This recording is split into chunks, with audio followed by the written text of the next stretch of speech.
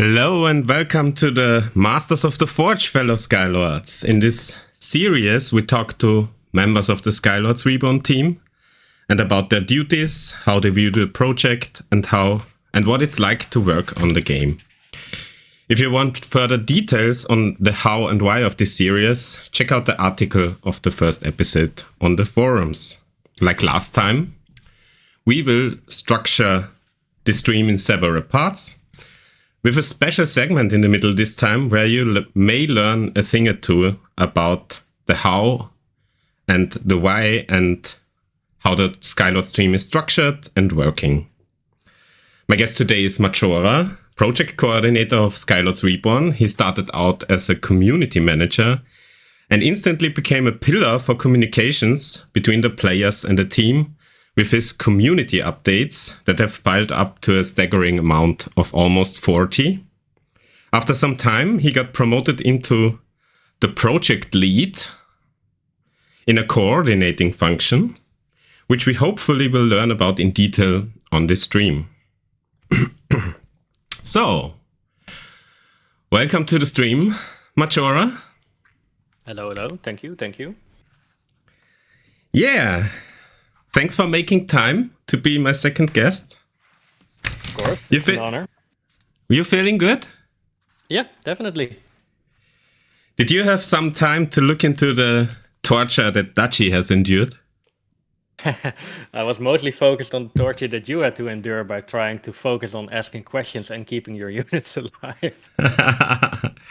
Oh, somebody says we have to make you louder. I will try to do that as good as possible. It's always the same. Yep. On the sound check, we were very, very nice. But now we need you. No, I got you full up. Can you add something on your end? I can try to make it a bit louder, but I think it's mostly on your end. Let's find out. 1 second.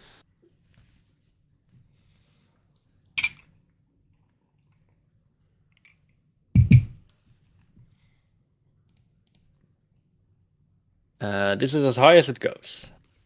This is better. I hope so. Yes. It's kind of weird because when I review the video, I always have the feeling like it's too loud. But maybe I'm the one who has his loudspeakers up so much. Yeah, keeping my units alive. Yes, I think I did all right. You beat the map, right? Yes, and it was expert, so okay. You may already know as a first order of business, we will find out just a little about your real life context. And the first thing, of course, is where do you live? I live in the beautiful Netherlands, just like your previous guest. Yes, and which city? Utrecht. It's in the middle of the country. That's quite a town, isn't it? Yeah, I believe it's the third, maybe fourth largest of the country. Did you move there or did you grow up there? No, I grew up in Zwolle, which is a bit more to the northeast, I guess, and it's a bit smaller. Still one of the capital cities, I believe, but I lived in Amersfoort as well for a little while, which is close to Utrecht, but I've been living here for, I think, about 8 years now. Mm-hmm. And I just moved apartment, so that's nice too. But the last 3 apartments were in Utrecht. Okay, and how old are you? And how long are you with the Skylords team now? I'm 34, and I've been with the team for about 2.5 years.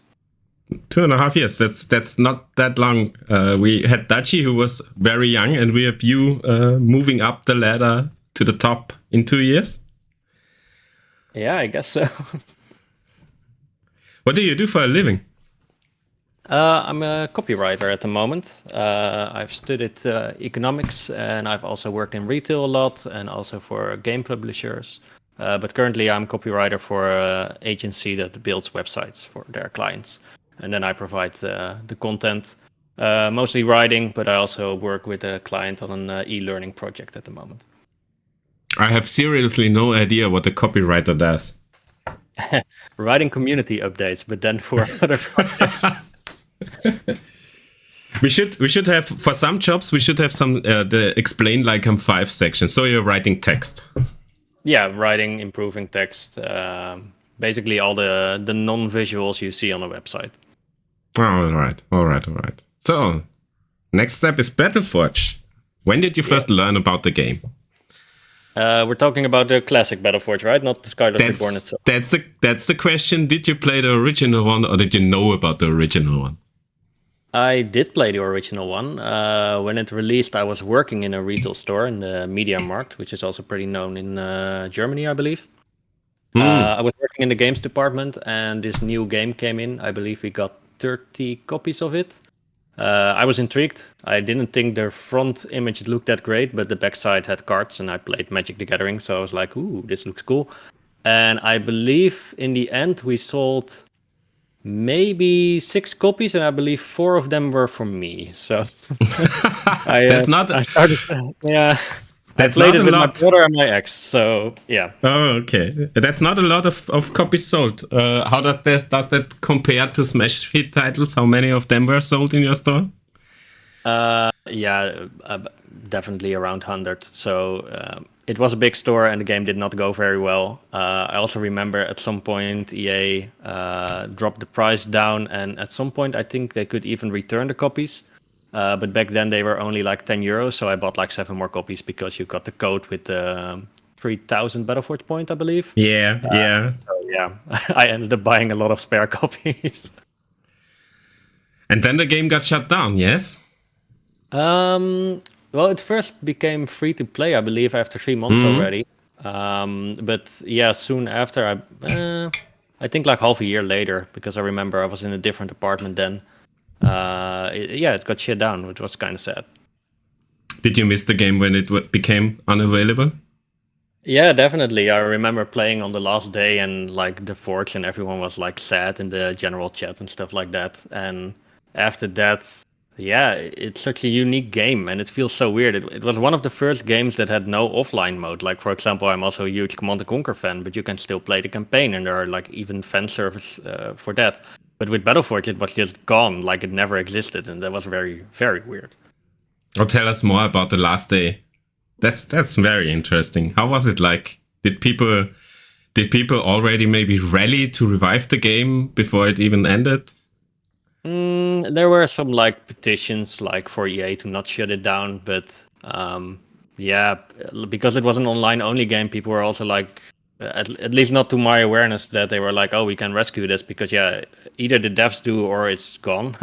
But in general chat, yeah, people were just giving away cards and trying to play the campaign one more time and stuff like that. But it was all a bit gloomy, and people were also really upset. I remember there were a lot of angry people as well, because they spend a lot of money, and suddenly you pay money for something that's completely gone, which was kind of unheard of at that time. So yeah, it was definitely a very weird day, and people were a bit gloomy about it. I mean, in some way, I always tell people the game was too early for its time. The loot box system is very well established now in the game scene. Yeah, I actually wrote an article about it at some point for a Dutch website as well. That basically the game released a few years before Hearthstone and StarCraft got popular, and before that, both card games and strategy games were not doing so well. I believe if Battleforge had released like 2, maybe 3 years later, it could have done way better. It pioneered the format, but the world was not really ready for it, I suppose. And then some year pass, right? And when did you first learn about Skylords Reborn?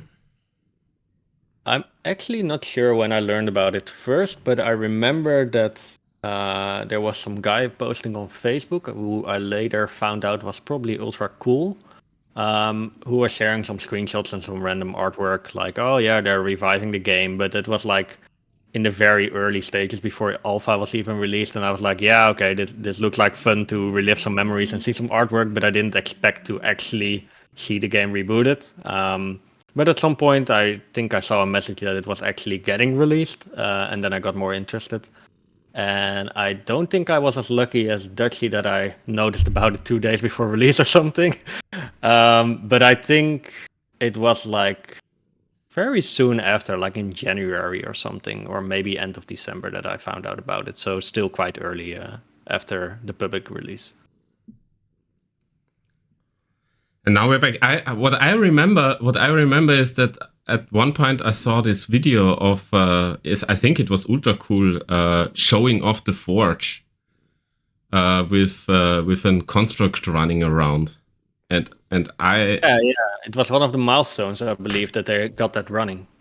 Yeah, and that video is still up, by the way, and he was doing like a dev talk or something like that.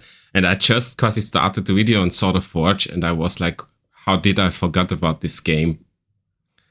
Yeah. Memory is weird like that. Yeah. At some other points, I was telling people, when we talked about old games and what we played, I was always telling people how cool the game was and that there was no other game like Battleforge. Yeah, they didn't. Well, I wouldn't say they did a bad job at it, because we struggle with the same thing now. It's a really tricky game to market because it is a blend of genres that does not like overlap a lot. At least it definitely didn't used to. And I also remember after I wrote the article that someone in the comments was like, "Oh, if the game was like that, I would have definitely given it a try. I didn't know it was like that." So it's really tricky match, and you saw it also in our gameplay trailer. Like, how do you explain what this game is? Because there's so much on. You have cards, but you have also RTS. So this is not really base building, but you have buildings, and then we don't even get into the whole void mechanic. So yeah, it's a really tricky game to market. But I do, on that point, believe that they made a huge mistake with the box art of the game, because it was just a juggernaut on a white background, and it didn't show any of the cards. And if you look at the backside, you see like the harvester and the cards, and then you're like, ooh, what is this? But the front of the box did not appeal to any customer at all. Yeah. So, and now we're playing again. And what game mode do you like the most? Well, I think people would assume I say PvP because I'm most known for that, I believe, but I actually prefer the campaign the most. I just don't really like speedrunning or tactics that screw over the original design of the map. So there's not much replayability in that regard, I guess. But I do prefer the campaign the most. Yeah? What faction is your favorite? For PvP, Shadow, because I think it has some cool units. But for PvE, Nature, and then move into Fire. I don't like Frost, and I really dislike Stonekin. Nature, move into Fire. Yep. This So was Twilight. before the expansion released. So I wouldn't call it Twilight yet, yeah. Yeah, true. Yeah, I also have an RPVE deck that is technically a Twilight deck, but there's not a single Twilight unit in it, and I think it's very fancy to play like that. Yeah. I keep repeating myself, but I always say like, oh, I played the campaign again with only Twilight Edition cards, and I thought it was really funny because in Skylords Reborn I rerun it with Nature Shadow, but without any of the new cards. So it didn't matter back then because you had no faction, so you could play any combination you want, and I thought it was really fun. Yeah. What's your favorite unit? I really like Harvester, but I think Shadow Mage is my overall favorite unit, with a shout out to Firestalker as well. Firestalker, that's a rare one to like. I really like it. I also like the Swiftclaw, but I like the model in general. And I think he's in the tutorial, but he's a really cool unit. Like, it's a cool dinosaur, and you can switch modes to like a range unit, and I thought that was really cool. Did you like dinosaurs a lot as a child? Yes, actually, yeah. So that might have something to do with it. We are connecting the dots. Yes. So, and of course, like last time, Majora and I will play together. For those who didn't read on the forums, Majora suggested that we play Tome. And for those who don't know, is that Tome is that you select a number of boosters, and this time we chose 8 boosters, and you are only able to play with these cards. So you have to build a deck. Do you like deck builder modes in other games a lot?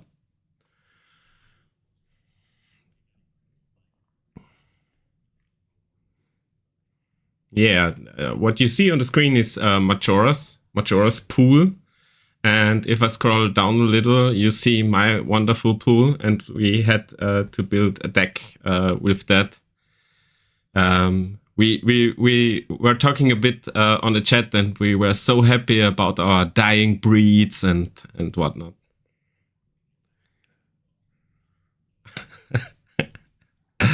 Yeah, that will be awesome. Will you be using the tunnel? I will not, but I do have a Firestalker, so I'm really happy. You do have a Firestalker. That's something.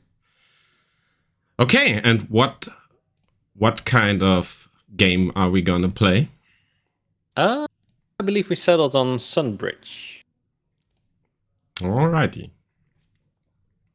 Sunbridge it is. What difficulty? Let's go with advanced, because A, I don't like the gate switch bug, and B, I actually want to be able to talk to you. Well, to be honest, once we don't use the gate switch bug, the map gets a lot harder. So I think it's all right. Yep. Yeah. The Capo Special, that's your deck name? Yep. You got a Nomad in there. I believe you do as well, right? No, I didn't draw one. I don't think so. But I have a lot of fire starting cards, so we're both starting out with fire. So, when did you join the Skylords? You started the game in December 2020, right? Yeah. And how long did it take until you joined the Skylords Reborn team? I have to take a sneak peek, but Community Update 1 was on April 23rd. So around that time, around April. Oh, that's quite short. Quite. Yeah. Why did you decide to volunteer? I think I was. I'm not sure because it's quite long ago, but I believe I was watching Fight Club from Togi. Yeah. And one of the issues he mentioned was that it was really awesome that the game was back, but that there was not really any communication from the devs, like what was next, how would balance issues be tackled. I believe Tux or Strikers. I think Strikers were really overpowered back then. And I believe the devs also noticed this issue, and I think they formally opened up the position like, okay, we need a spokesperson between us and the community. And I figured, well, that might be something I can do, so why not help out? I also funny that connects somehow to Dutchy, because he was also saying that he was looking at Togi at this time. Was everybody looking at Togi at the Togi stream at this time? I don't think everyone was, but everyone who liked PvP probably was. It was pretty big back then, and there was a lot of hype around the game, and people wanted to try out PvP. And he was one of the few streamers, I believe, who was actively streaming like multiple times a week. Yeah, it's how I know Dutchy as well. So he did a big thing for the community by that. Okay. Maybe Togi will one day return and will become great again. I hope so. I heard rumors that he is thinking of hosting a tournament sometimes this year. Oh, that sounds nice. And you did start out as a let's call it a community manager, right? Yep. When you joined, how was it like? Is it you're joining the team? You're getting access to some tools, some channels. What's that like? Yeah, I assume it's a bit different from how people would now join the team. I don't have the exact numbers, but like currently we have like 45 people on the team, and I believe when I joined, maybe I'm really not sure, but I think like around 10 to give you an idea of the difference.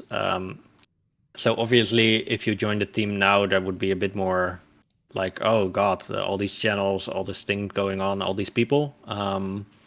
I remember back then I was mostly in touch with Hanna, Ladadus, and Pascal, who was the global moderator before Dutchy. And I was mostly talking with them in the beginning because, I was no project coordinator, so I didn't have to do much else in that regard. But obviously, I still had to know, hey, what's going on? What can we announce? What's in development and stuff like that. So the beginning was mostly like, okay, let's get to know these people. What are we working on? What's the reason of the silence? Because that was part of the reason why I applied in the first place. Which was basically they worked their asses off to get their game released, and after that we're like, we need a break, and rightfully so. But yeah, the first few weeks was mostly like, okay, what is going on? How can I contribute? And figure out how to move forward, basically. Okay, I'm not hitting the switch. I will hit the switch for you. Oh, maybe I was thinking maybe I can lure you into no gates. If you want, I'm up. I'm up for it. Yeah, okay. I don't hit the switch. I don't do that. Okay. So how do then you start to do the community updates, right? Yeah. So basically, you have to know everything what's going on that's possible to publish to the players, right? Yeah, I believe, but I'm not 100% sure that Ladadus was the one who came up with the idea of that. But I think it already came up in like my application talk. Like we were discussing how can we inform the player base, and then the conclusion was like, okay, annual community update. And I think we settled on 2 weeks at the point. Yeah, which got changed later because 2 weeks is kind of too much. Yeah, it got changed to 3 weeks. That lasted quite a long time, and then it got changed to 1 month. Basically, it gives us a little bit more flexibility and a bit more consistency in how the updates look. Because sometimes you have something big to announce, and sometimes you didn't. And it made it a bit like, yeah, okay, we're working on the game, but at some point we proved, okay, we are working on the game, and now we have something exciting to announce every month or so. So we felt comfortable to just swap it around to 1 month to give it a bit more breathing space to, also get the bigger features out and stuff. Sounds kind of smart. I think in hindsight, it's always easy to be smart, but a 2 week schedule seems kind of overambitious. Yeah, at that point it was needed because the game was so active and like buzzing that 2 weeks seemed like a really long time to not hear from the devs. I think Tweeto was actually the one suggesting to move to 3 weeks at some point. To 4 weeks. I was a bit hesitant of that. But in hindsight, it's probably the correct amount because it also gives you the flexibility to know, okay, first of the month, there's always a community update. And that's great for marketing because then you know, okay, I can just check in every month and then I know what's up. How do you decide what makes it into the community update and what not? We try to do it a little bit of chronologically, like stuff that's happening soon gets revealed. But it's mostly we try to combine sorry, I'm a bit distracted by Brannock shouting in my ear. We try to like not overpopulate the community update. Because at some point, if you have like 5 exciting announcements, it's a bit like it's not much more interesting than 4 exciting announcements, if you know what I mean. Yeah. So we have to spread it around a bit. The other way around as well. If we save something now, we can have an exciting announcement later. As for what goes into each one, it depends a little bit. We try to like have an expectation on when the patch will hit and what it will include, and then like spread out that content in the announcements. Lately, that doesn't really work out as much because we have so much different things in the pipeline that like it's hard to estimate when they will release and in what state. So yeah, currently I'm mostly like running on experience. But this would have been a lot harder if this was like my first community update. I don't know how I would have tackled that.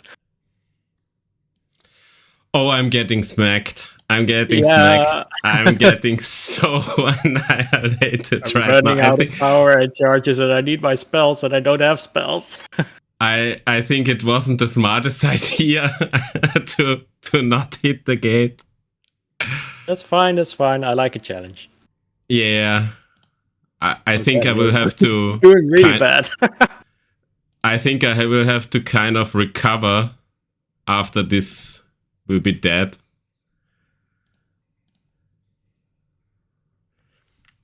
So that's already answering one of the future questions. I wanted to know if you have some kind of secret backlog that you keep. Yeah, we do. For multiple reasons, sometimes things are not fully ready yet, and we notice sometimes like, okay, there might still be unexpected bugs that delay a release or something like that. Other times it's like to spread them out a little bit. We have some exciting stuff in development right now that we could in theory already show or tease, but I think people will appreciate it when we do reveal it and understand why we did it that way. And that ties into my next question, which is I'm under the impression that you guys are really, really careful of announcing stuff that might, in the end, not make it into the game. Yeah. Why? Because we have gotten complaints about it when we did. Now, obviously, there will be complaints about multiple things all the time, and you can't keep everyone happy. But some of them are kind of valid. Please don't notice the fact that I lost my monument, by the way. Yeah, I also did. Yeah, I was just swarmed, and I made a move I made a push forward right in the moment where a big wave came, and my monument is down and 2 power wells are down. So, yep. Oops. But it is what it is. To give you like a semi-concrete example, at some point we announced like, okay, we're gonna make these balance changes because we have a new tier 1 frost card planned that will solve some of the issues we're having to justify this balance change. Yeah. But then that card ran into issues. What card was that? I don't believe it's announced yet. It might have been. If you want to know, you can ask Windhunter, because either it is already announced and he's fine to reveal it, or he will leak it. Okay. But basically, it's a card that we're currently picking up again because we might, in the end, have fixed the issues to release it. But the point was that we announced it and we could not deliver on it. And then people were like, first, hey, where's that card?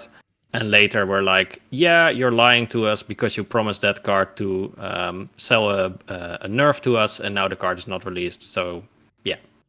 That's never nice because, yeah, we don't like... Those are the things that I don't understand. That's also in when we talk about political stuff. It's very often I find that the intentions are often seen so negative, like you're lying to us. I mean, why would you do that? What would be the benefit of lying to the player base? Well, I've been on the other side when it was the last few days of EA. There were like, I'm not sure, you played in the original as well, right? Yes. Yeah. At some point they were rolling out the Army edition, but they were rolling it out really, really slow. Like yeah. Deck and stuff, and people were like, okay, when is that thing actually gonna release? Is it released? Blah blah blah. And I believe it was the Black One or someone, the moderator at the time, or the community manager, who said, yeah, we're still releasing it, blah blah blah. And then I believe when the set released, it had like 2 final cards in it, and the set was like 50 cards or something, which was like 1/3 of a normal set release. And then I felt a bit screwed over. Like, yeah, okay, you already knew this thing wasn't happening, but you can't tell that to a paying player base that your game is dying. So why would you lie to a player base? Well, you can't really, like, you will scare them away if you do it like that. So in hindsight, I understand why they did it like that, but it's also why I really don't like lying to the player base, which is why it's extra frustrating if like we have the best intention and people still think we're like trying to screw them over for profit or something, even though we're not making any profit. So yeah. I mean, what I notice is that some people just think not like profit, but more like the direction the game should take, and their vision of what the game should be like doesn't concur with the vision of, let's say, Wind Hunter or whoever. Mm-hmm. Yeah, that's kind of like it's a bit in a different direction, I guess. Like, if the question is why are you hesitant to announce stuff, it's mostly like, yeah, okay, expectation management is a big thing, even in a like voluntary project, community project. Because I also heard arguments like, yeah, but it's a community project, so why are you not open about everything? Well, for marketing reasons, we're also very careful to not like overplay our hands, so we have some exciting things to draw back players back in. So that's like to answer the first question completely. As for your last question, I believe what was the exact phrasing? Oh yeah, that we take it in a different direction. We can't keep everybody happy because Battleforge has a lot of different players. There are players who like collecting. There are players who like PvP. There are players who hate PvP and want to play PvE. There are speedrunners. It's a lot of different players, and it makes for a really interesting community, but it also makes it really hard to keep everybody satisfied. If we spend time, for example, on a PvP balance change, because we have two PvP designers, Radical X and Hero, then people start complaining like, why are you focusing so much on PvP? Even though that's not like coming at the cost of any other content, it's just what those volunteers like to work on. Yeah. But some people see it like, discredit to their own, like, this is not what the game should be, or taking it in the wrong direction. Some people really like the Material deck, but we had to nerf it for the health of the game. But they always think like, well, not always. There are a few individuals who believe there are like exterior motives or something. We're always like, everything we do is for a reason that we believe is best for the health of the game, not for us as players. We're not like buffing our own cards or anything, but everything we do, we believe is best for the game. That doesn't mean everyone we will agree with it, but it would help if people like know that we at least have the best intentions, even if we make mistakes. And sometimes we do make mistakes. There was a famous example of the Nether Warp. The Nether Warp incident. I don't know if you're aware of this. Yeah, I am.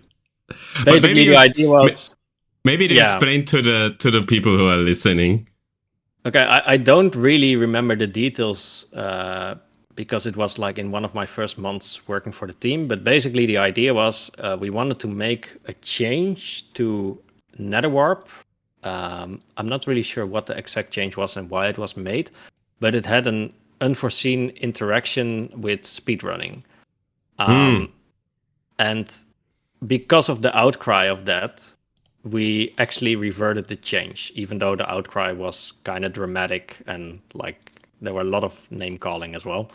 But we reverted the change because we were like, okay, that was not our intention, but you have a point there. This should not be like I believe it was a last minute change, like, oh, we can just fix it like this, and then we oversaw a critical issue with it. But that was like, it happened in the weekend on a Friday, I believe, and Discord was blowing up with a few select people who were like making a really, really big deal out of this. In a way, I don't like how they did it, but it did show like, okay, if players have an issue and they can like, what's the English word for it? Like, explain why it's an issue, we're more than willing to like look at a different solution, and we did. But some of those people, after like more than a year, are still calling back to that moment as an example that we don't listen to the player base, which is really confusing, because if anything, it should show that we do listen to the player base. But they like take it like, yeah, if we don't pay attention, you will ruin the game, which is really weird to me, and really unfair, I believe. But at the same time, people are entitled to their own opinion, and yeah, it is what it is. On a more neutral note, there are also players who like just really like the base game, the vanilla Battleforge, and they don't always like. Some people are really excited about new cards and stuff, but some are like, "Hey, you're changing my old favorite unit." For example, they Shadow Mage is now more expensive than she was in the original game, which is a minor change. But even I was a bit like, don't touch my Shadow Mage. It's such a classic unit. Lyris Knight, for example, has also seen some changes that are quite far from the original design. So I really understand those players that like some might feel, hey, this is not the game I loved. But at the same time, we have to change the game a little bit because otherwise it will just like die after all the nostalgia wears off. So it's always a tricky balance. But yeah, that was a very long answer for a question. No, it's I think people are hopefully interested in especially that part, because you are we are still on the part where we are about community managing and not really coordinating yet. So I think it's very valid to take a look at how a community can be managed at all, if it's possible. Yeah, overall, because it might seem like I'm really negative about the community, but overall, this community is super awesome, and people are very kind, and people are super grateful on basically what we do, like bringing their memories back. But I would lie if I said that it didn't get under my skin sometimes how a few individuals, and then I'm really talking like 5 or maybe even 10 in the whole community, are like so set in their ways that there's constant arguments now or in the past about it. And that's kind of sad, because in the end, it's a community project and we do this for the community. But we can't keep everybody happy. And that's always sad, because especially, as a community manager, I want people to be happy. I want people to enjoy the game and relive their memories and make new ones. So, yeah. Speaking of community manager, Majora's old post, which he is still occupying, but he doesn't want to, is free. Actually, if you had noticed, I actually closed the role because I currently don't feel comfortable giving it to someone else. No, you need to open that back up. Oh my god. Yeah, I have a hate-love relationship with it. I like doing it. It's just a lot of work, and I have a lot of things to do, which we'll probably get to when we talk about the other role. But basically, I want the community manager to be a role that's done by someone who is like, it doesn't have to be he or she, doesn't have to be known in the community, because I was pretty unknown. But someone I know that I can leave it with like confidence that it will go well. Well, you should open it and just reject the people where this does not apply. As simple as that. That's a fair point. Wait, I'm giving you an unholy hero. How about that? Nice. I'm doing quite well because I have Firestalkers, by the way. And I gave you a Warrior's Death. I should not have said... Wait, Warrior's Death kills my unit, didn't it? Yes, but it was the one... No, it's the one on full health! Yes, send him forward! I will use offering on him. Didn't you have an Morclay trap as well? I did. Maybe I should use it. Yeah, Morclay trap saved me here so much. So I'm gonna do some short things still about the community managing stuff before we move on. I'm going back to your very first community update. All right? Oh damn! All right. What goals did you set out for yourself before doing the? You are there, and you're thinking about, okay, I'm doing my first community update. What should it achieve?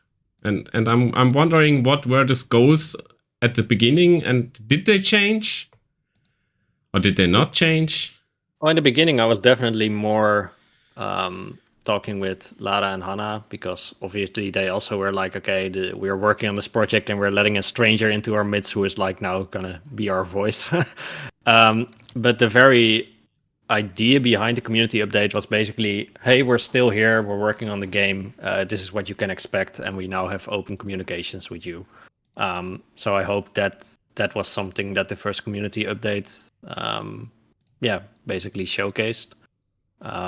And basically, the biggest thing was to make the game feel alive, because I had my fair share of feeling Battleforge died, and I didn't want to have the same feeling for Skylords Reborn. So that was basically hey, this game is not just back, but we are actively working on it. That was the main goal. I just noticed that I didn't make my deck right. Why?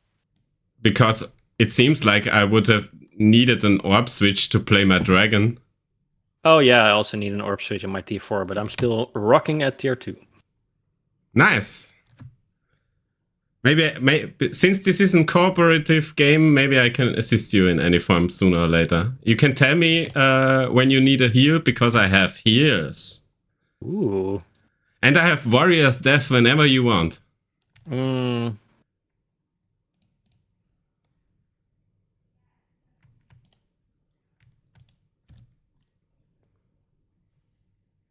Firestalkers are doing some work.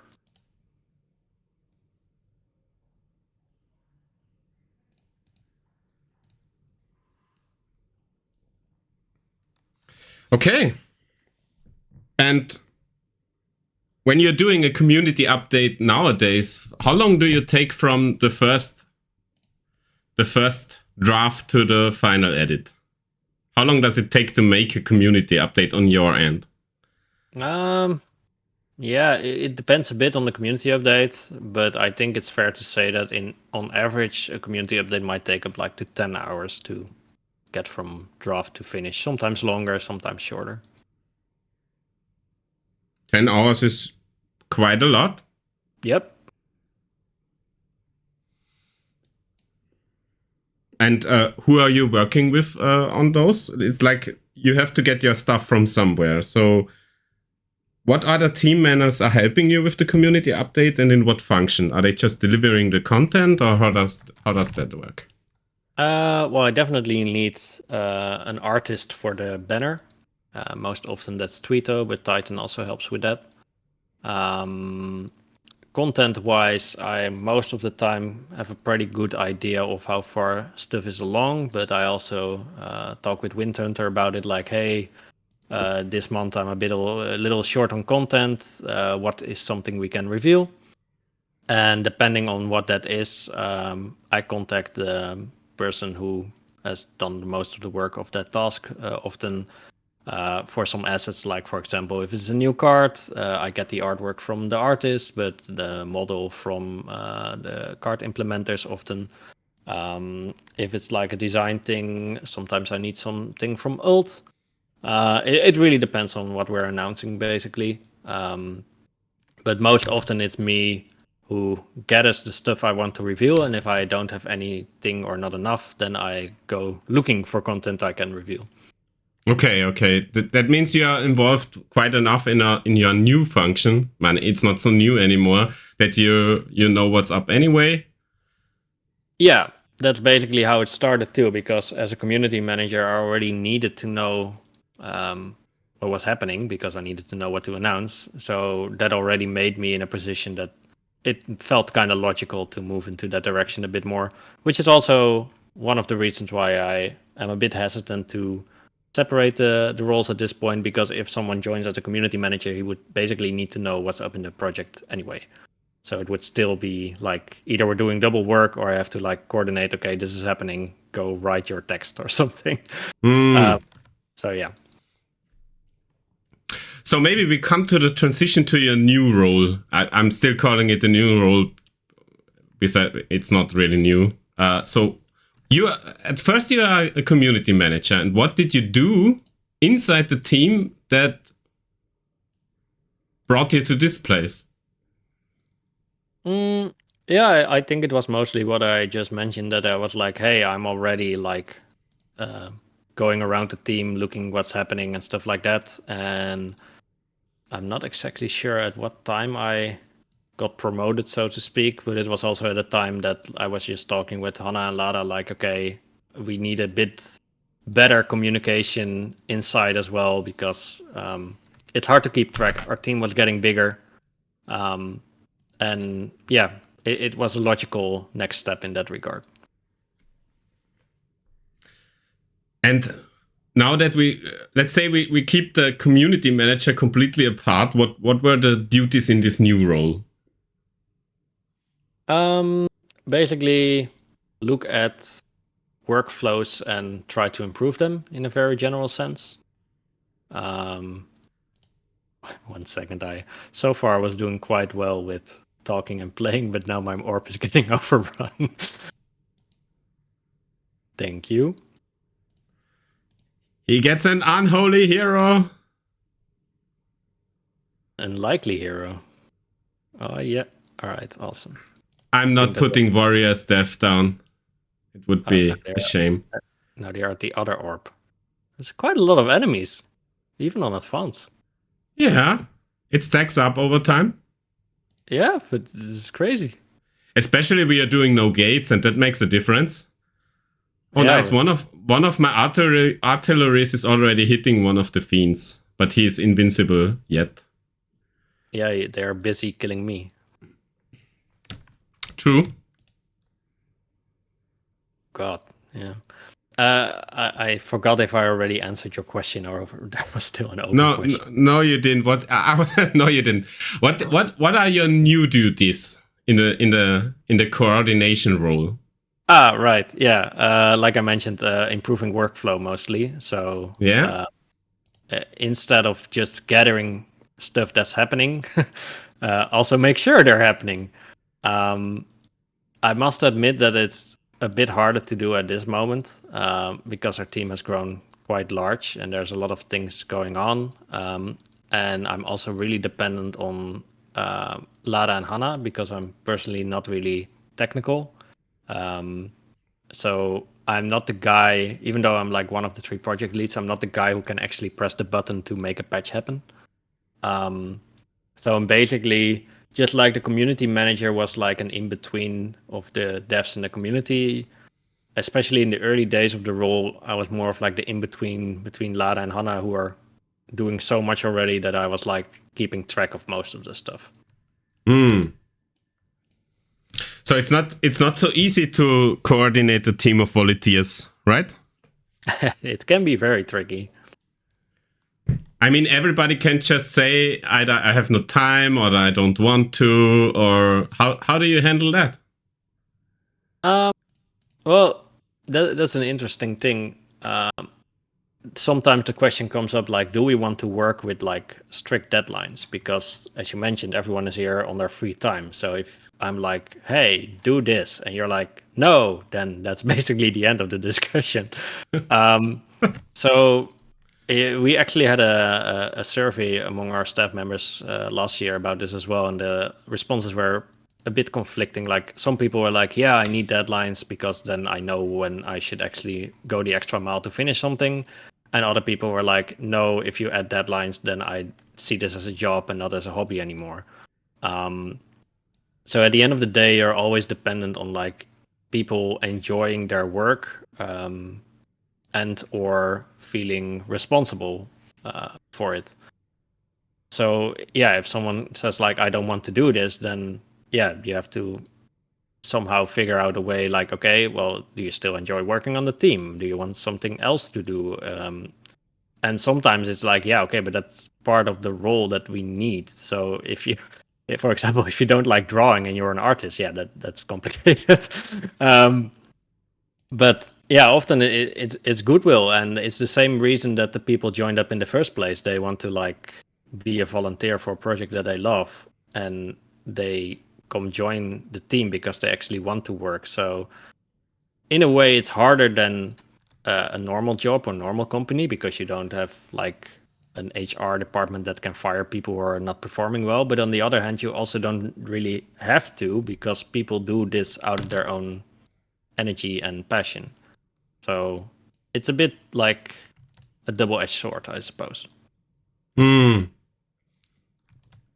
But still, it's a complicated topic because I worked with volunteer groups and they always have this problem of commitment. That's the very classic problem.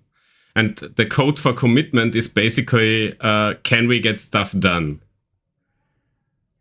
Yeah. It depends a bit. There are like some people work better in like short bursts of projects, other are a bit more consistent. But overall, the fact that like we're still here after almost more than 3 years, but like since the official release, almost 3 years, we're doing something right. True. But it's definitely, at least I consider it a bit of an issue is a weird word because we are very grateful for everyone who works on the team. But the fact that we now have 45 people makes it more complicated to make sure everyone knows what they have to do to keep it running, make sure to check in with everyone. If I had more time, I would like to spend more time on checking in on people, both work related and like, hey, are you still enjoying the project? But yeah, sometimes people are busy, sometimes I'm more busy. It is a bit what it is. But yeah, I think that answers most of the question, I guess. Yeah. You already mentioned your relation to between you, the complete project lead, between basically you, Hannah, and Lada. Yes. So you're 3 people. We will talk more about what you are doing, but because what are the other 2 doing? Well, Lada is, for example, the one who developed Reforging. So he's one of the main developers, obviously with the help of some others as well. He was a bit more inactive compared to the beginning because he was working on his thesis for the last year. So you might not have heard a lot from him, especially not publicly. Yay, we won. He's a bit more active now, but he's still very busy. And you also have to imagine that he was already working on the project in like the alpha. He was basically, together with Hannah, one of the few developers who actually made the game happen. And Hannah is basically like that as well, but she's a bit more active currently. But she's also very busy because she currently has 2 jobs. But she is basically currently the one who presses the button to make a patch happen. Most of the reviews go through her. And if like there's an uncertainty about the project, what we can or can't do, or what we can or can't make happen, then basically we reach out to her. But see, that's something very new to me that I didn't know that Lada made Reforging. I don't know if this it's a super cool feature. So he's really classic game dev. Kind of, and especially in the beginning, he was also working a lot with me, like what do we want out of a community update and stuff like that. There's like when we release a new card, we do credit the artist, but beside that, we often don't credit specific team members. I don't believe we made ever a like committed reason for that, but overall, we feel like everything we do as a team, and we feel it's not fair to like highlight someone too much because everyone is like crucial for the success of the game. I totally agree on that part. It's because it's the Skylords Reborn team who does the stuff, and to pick one person out and everyone writes, Lada or Kubik or whoever or Ult, you are so cool, and gets his own fan base. That's a development you don't want. Yeah, exactly. It's also like the very small doubt I had to go on this podcast of yours was to like, I don't want to come off like, ooh, I'm Majora, I'm the project lead.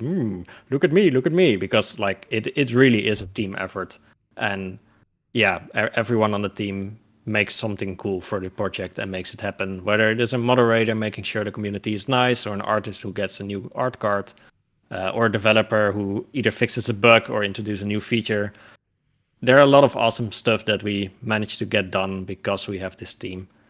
So it's definitely not like, oh, there are 3 people in the lead officially, so those are the one who make it happen, and absolutely not. By the way, Beanie wrote on the chat he still has 0 reforgings.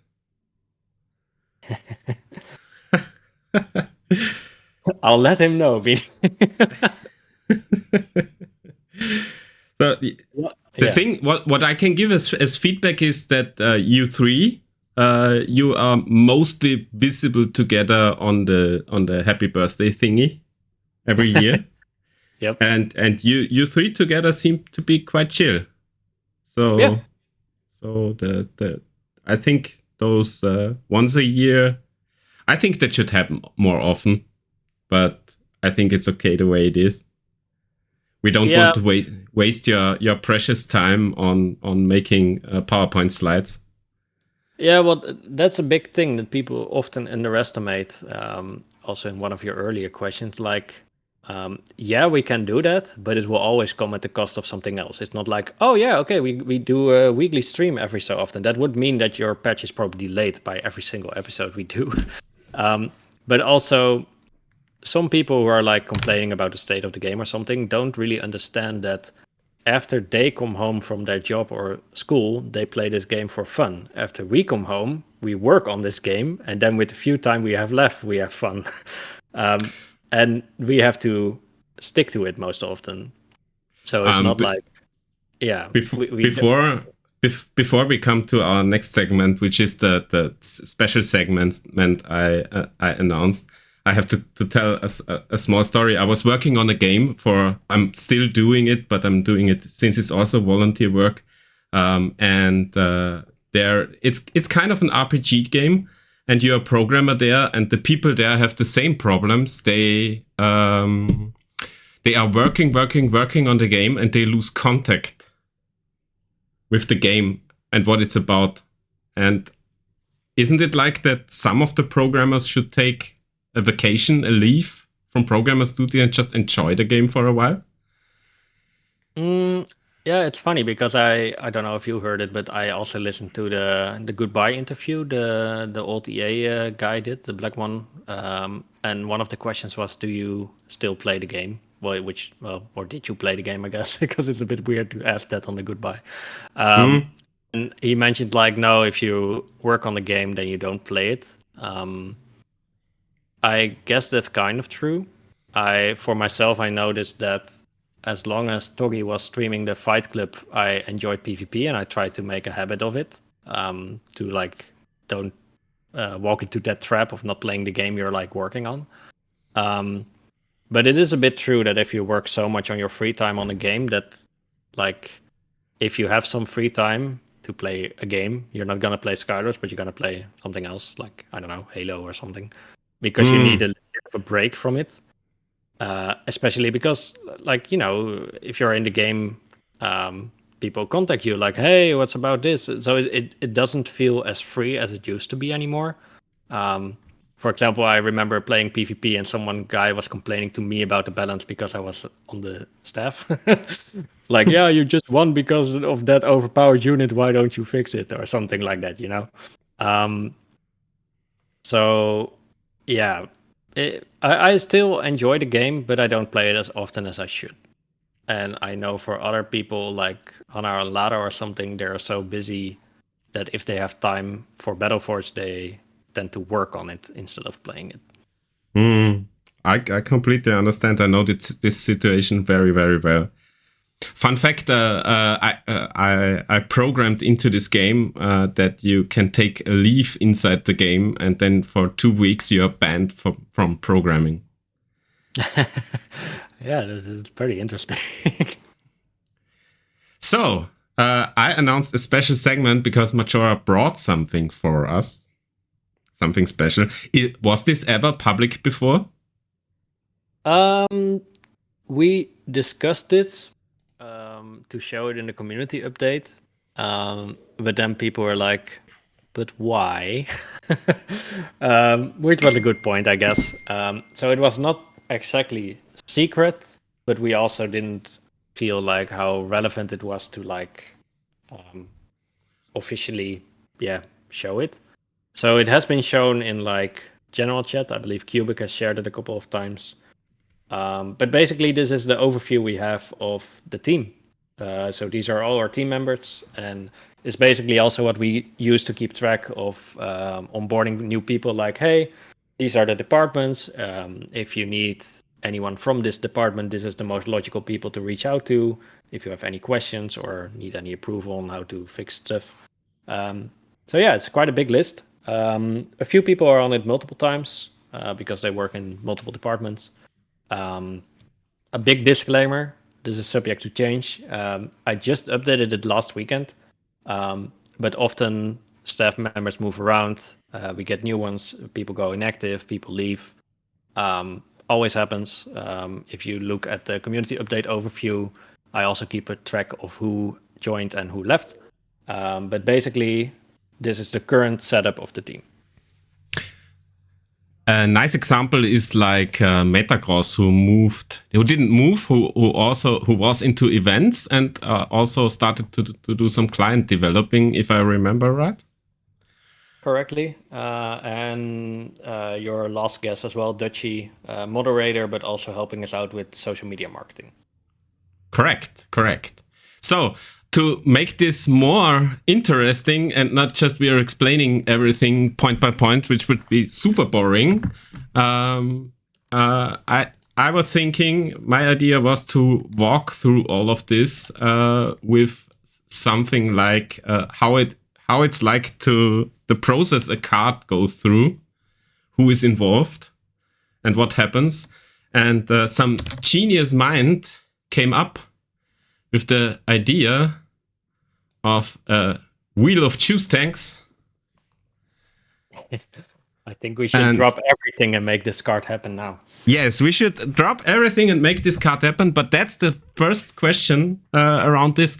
If the genius mind came up with this, who on this chart has to agree that this is a good idea, that it will make it into the game? I mean, it should be obviously that this one is a very good idea, but no. First thing to know is that we don't make a card just to make a card. We try to look at interesting opportunities or gaps in the faction that could be solved or expanded upon with a new tool. I'm not sure if Wind Hunter will be in one of your upcoming episodes, but I'm sure you can dive deeper into it. But if you want a bit of an idea, you can also check the deep dives we released, which go a bit into it as well. And it's also worth noting that the process of progress of a new card can be a bit of a bumpy ride. So it's never exactly the same, like, okay, step 1 is this, step 2 is this, etc.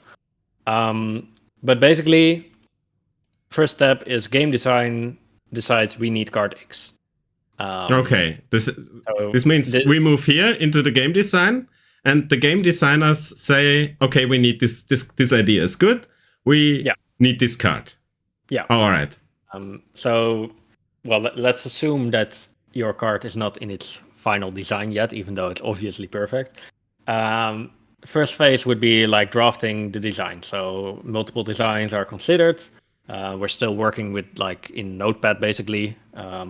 So numbers like power cost, life points, effects are written out in a way how you would expect a card to work. So, for example, if you would create Firestalker, you have like, okay, it's a tier 2 card, fire card, health and attack is like this. It has Swift. So basically, that's presented like that. And with the knowledge we have of the game, we can often make a pretty good estimate of how the card would work in practice. But obviously, those will be fine-tuned later. And this is also the point where we decide if we want to add an affinity or not. The base edition, for those who do not know, did not have affinities. Affinities are like the small globe that is a slight change on the base card. All the expansions did, and all the Skylords Reborn cards, some of them have it and some don't. And the reason for that is that we feel affinities can be very interesting to like spice up a card and give you interesting choices which one you want to play. But sometimes they really feel tackled on like, oh, card does this, but also different affinity does the exact same thing, but different. We think that's a bit of a waste. It would be a very easy way to like expand the card pool, but because we're not making any profit anyway, there's not really a point to like bloat the game with useless cards. But if we do have a good idea for an affinity, at this point we add it. There have been times where we're trying to come up with a new card, and at some point we had the original idea to come with affinities, but we can't figure out an affinity that would make sense, so it end up just doing it without affinity. Okay, what's the next step? The game design guys decide Wheel of Juice Tanks is an awesome idea. We need this. They say it should have like 3,950 hit points, should cost and this orbs and stuff. And okay, the design process is done. What's the next step? Yeah, basically, after it's done, a Trello ticket is created to list all the information that we settled on. And sometimes the card gets moved to the backlog because we are like, okay, this is a great idea, but it's not a high priority one. We need, I don't know, a new army card first before we give Frost a new card or something. Okay, but the Wheel of Choose tanks is of course high priority. So where we go next? Priority. So yeah, it's not in the backlog, it's on the high priority list. So we start actively working on it. A couple of things need to happen, and most of the time that happens around the same time. Design is often shared with the task force for feedback. Then the numbers might still change a bit. That both the PvP and the PvE task force which are up there, right? You have to double check this with Radical, but PvE task force for sure. PvP is most often Radical and Hero and some consultants, I believe, but I'm not 100% sure. Most often PvP cards work a little differently because they tend to the numbers are way more important for PvP, so they playtest the card a lot more, so it's a bit less relevant to hand the design to a task force in that regard. But yeah, often it goes to the task force and we have a relatively good idea of how it would perform. So often it's like, okay, we're going to work on this card and it might still tweak a little bit, but on average, the card will do this. A good example would be the Ami Paladins. The ability was always meant to reflect damage, but we were not sure if it should reflect 100% damage or like 95 or something. So 2D artist, we need artwork for the card, obviously, even though you already prepared a beautiful artwork. Yes, okay. It moves at the same time into the art department? Yeah, quite often it is. If we are actively working on a card, so it's not theory crafting anymore, at the same time it goes into the art department. That's mostly because artwork can take quite a while. For an idea, it can often take 2 months, sometimes longer, to get an artwork ready. And because artwork is not impacted by random stat change, it makes sense to start as early as possible. Okay. If the card is a building or a unit and it has an ability, we also need an ability icon. Sometimes it's the same artist that works on it, but sometimes we put another artist on it. A great example would be the Raven icon from the Raven Walker or the mode change icon from Burning Spears. I believe, well, for Raven Walker we already had an artwork, but for Burning Spears the icon was not created by the same artist. I think Tweeto made Burning Spears itself, and then Firefly made the icon and Tweeto improved it slightly. And during this process, the art critiques are heavily involved in offering feedback. So just like task force, we have a group of volunteers who make comments on the artwork. Okay. Well, if it's a spell, we need an effect, and if it's a unit or a building, we need a model. So it also goes into the tech artist, the 3D artist. So still an artist, but different people. And I think most of you know that most units in Battleforge and the Skylords are using the same kind of model, but reskinned. That's all we can do at the moment. We cannot add new models. So we're stuck with that, but we can make quite a bit of tweaks to make it still a different unit. Like I mentioned, Swiftclaw and Firestalker is actually the same model, even though they look kind of different. Waste and Terror is Nordland Drake, but it looks kind of different. And sometimes there are also little tweaks because I believe Grinder and Avatar of Frost is not technically the same model. It's a bit weird. It's EA stuff. But yeah, tech artists start working on it, and if it needs an effect or a spell, for example, the Wasteland Terror has the Sand Breath, then that also gets created by a tech artist. And often they share their process with either a GIF or GIF, I don't know what the English term for it is, or we get a file that we can try out in ourselves. And it's worth noting that in this phase, the files we get are overlapping another unit. So for example, if I want to try out Wasteland Terror, then I have to spawn a Nordland Drake on the test server, which is a bit clunky. But it brings us to the card implementer. Okay. Because as the card design finished, They work at the same time as the art guys? No, often when it's done, they move to the card implementer. Okay. Because as the card is getting finished or nearing only a small number changes or small effects, the card implementers start working on it. And sometimes during this stage, we realize the game actually can't do what we want the card to do, which is very annoying, or that some weird, unexpected interaction happened. Some good examples would be the fire wormlings we shared in the community update at some point. We had this great idea of like, oh, we want a new archer squad in tier 3 or tier 4, I believe, for fire, and we can use a reskilled fireworm. That sounds like a fun and unique idea. Which it was until we realized that if you put a worm on a wall, then their tails stick out and it looks really weird. And a different example would be the card we revealed in this community update, Tectonic Shift, was meant to be able to use on buildings that were targeted with Meta Mastery.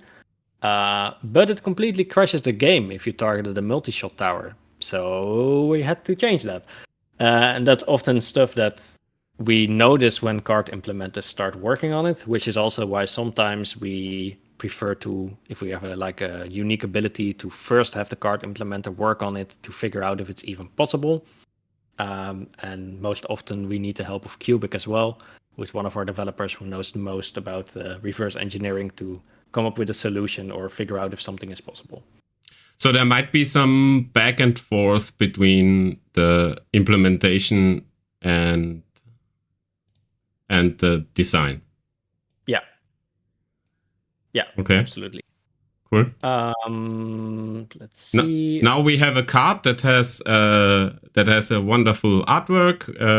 Its implementation was no problem. It got retextured, most likely, and maybe added an effect, and maybe added an ability icon to activate the juice must flow or whatever. Yeah. Are we done now? No, because the juice must flow is a description, and we didn't add a description yet.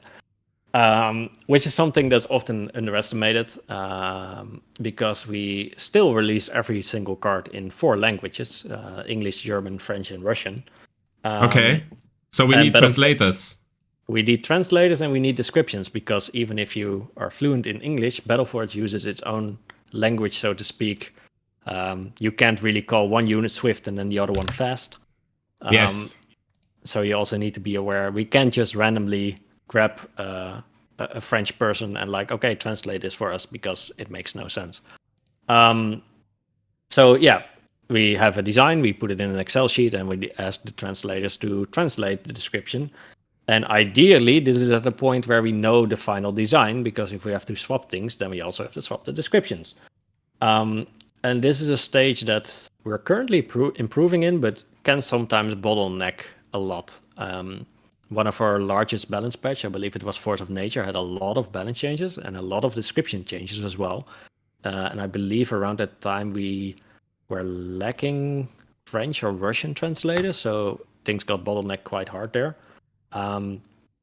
So yeah, descriptions are definitely a thing, and it's a bit like sometimes we first have the card implementation and then add the description later, but sometimes we also want like, no, we want descriptions first, because otherwise we have to do double work, and that's not fun.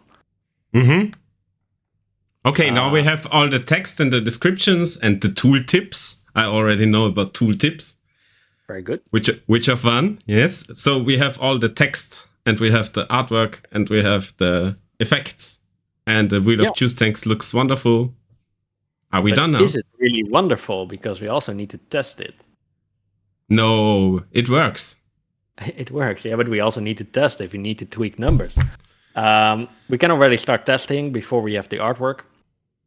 Because if you noticed in the community update reveal for Tectonic Shift, we actually had Meta Mastery as the artwork, because the artwork was not finished yet. So we start testing the card, and most often the task force also gets the copy, and we might make a few changes here and there. So we are. So we go down to testing. Yes. Awesome. Once we're happy, the artwork and the effects and the visuals and everything else get added to the finished card, and that's something the card implementer does again. Mm-hmm. Card. Okay. It's not very relevant for your card, I believe, but voice acting is a thing. If the card needs voices at this point, we have some nice voice actors, so we would like to release it with voices. So then we start voice acting probably a little bit earlier, but we also need to add it to the card. So that's something that needs to be taken into account. I can't find the voice acting on the sheet. Where is that? Ah, here, audio, video. Yes, exactly. Okay, we also move while testing. There's gonna be, let's say it will be a talking Wheel of Choose Tank who encourages you to do nice stuff or whatever. Okay. I see you're drawing on the map. You also missed cubic to like check if something is possible, which is under proxy developer. Oh lord. Okay. And that was in the stage when it was during the card implementing. Yeah. Yes. Oh lord. It's not easy to do all this at once. But okay, I can manage. So if I remember that you were saying if something isn't possible, then you have to go to Kubik and he might make it possible. Where's Kubik? Yeah. Ideally, you do that before you start a lot of work on it, but yes. Okay. He is. I really noticed when he is the one who can make wonders happen sometimes. Yes. Yes. Awesome. Good. Now we have a voiced artworky, implemented, tested, description made. Yeah. Did I forget something? I forgot is also card upgrades. The card, if a card has an upgrade, which all cards do, that basically means it's 4 cards. So that's also something card implementer does. Make sure the upgrades are also added to the card. Okay. Just a side note, no need to draw another arrow. Yeah. So we have your voice acting added to your juice tank wheel card thingy. Yes. But then we need to actually be able to collect the card. So it needs to be in boosters. It needs to be in reforging. The upgrades needs to be on the maps. That's something that I believe the developers do. It might be that some card implementers do it as well. I vaguely remember Labo at some point did it, but it might still be that he did it with Hana. But as far as I know, Hana or Lara needs to do this. Okay. We can do it. It's already a super mess.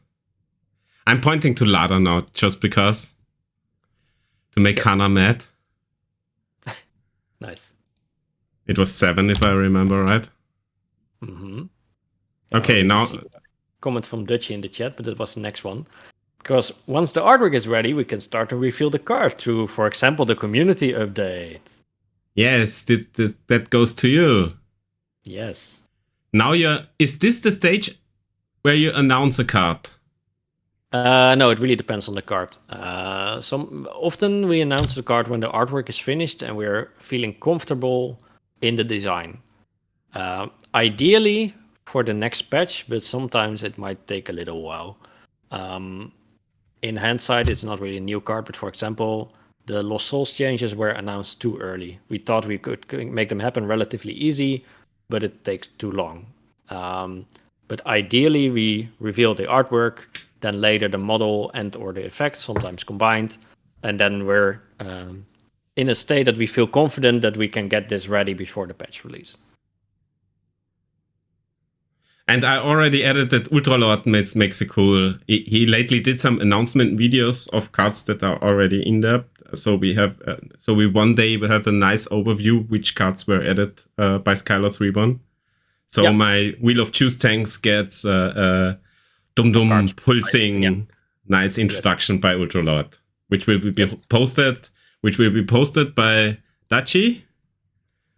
If I got this right? Yep. Where's Dachi?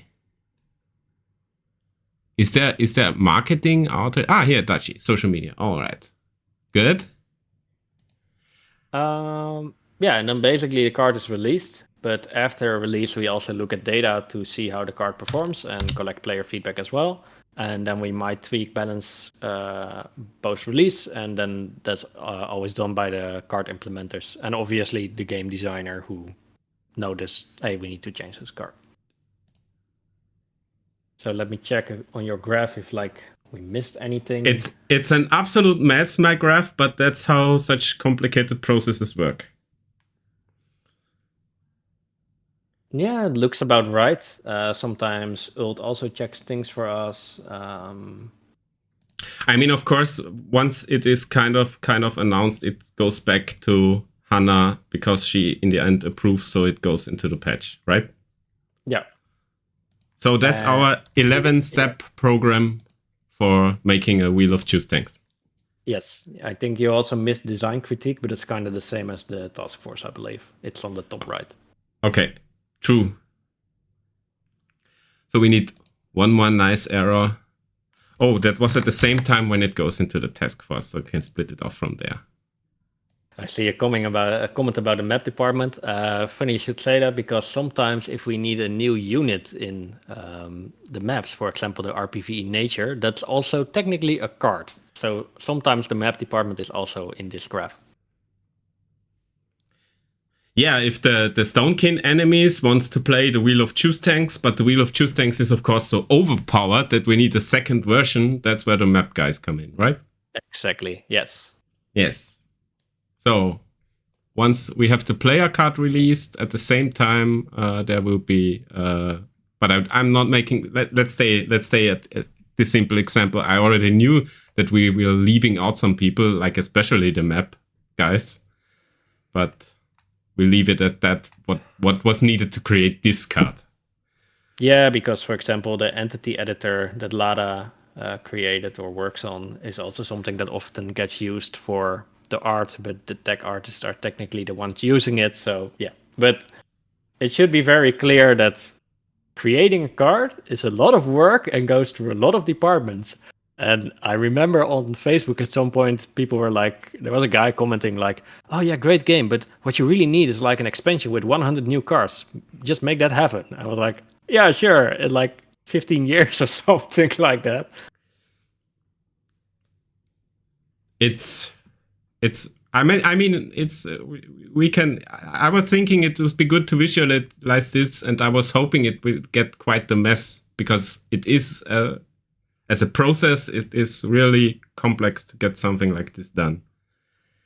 Yes. Awesome. Now we have our Wheel of Choose Tanks.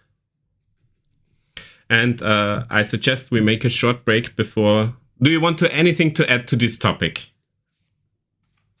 No, I think we covered it. Yes. Then we I don't know make. if you have other questions about the graph, but I think this was the most.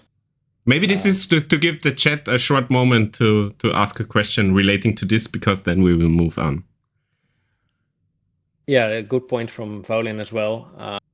All the buttons in the top right represent a lot of people. So, for example, the task force, the art critique, those are multiple people. So even though the graph is already quite big, it's still like taking shortcuts. Because like, yeah, map testers, art critiques, there's a lot of stuff going on.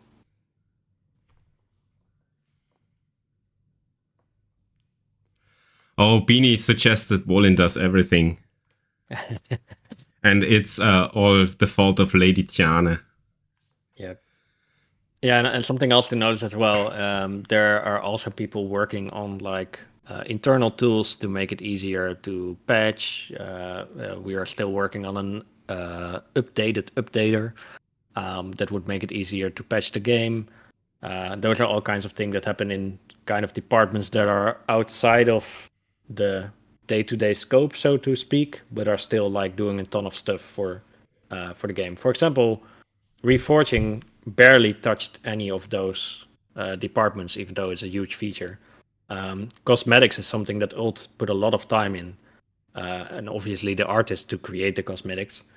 But yeah, as I mentioned before, everyone on this team does a lot for the game, and it's almost unfair to like not touch their departments with your little arrow mess, but you get the idea.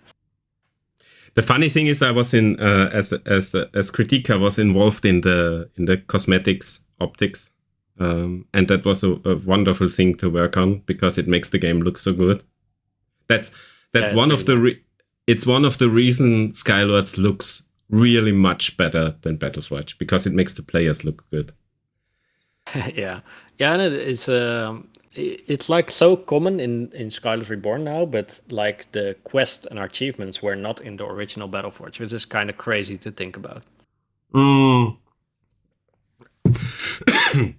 I think most people are so used to the progress that they don't that they don't remember. Yeah. Sorry. But then we're doing a good thing, so that's nice. So, any more question or comment from the chat or from you? Not about this, no. Good. At this point, we make a short 5-minute break to get my cough out and to get a toilet break, get some water. Togit always said stay hydrated. Exactly. And do your stretches. Yes, exactly. So we see us in 5 minutes. Yes, we'll be back soon.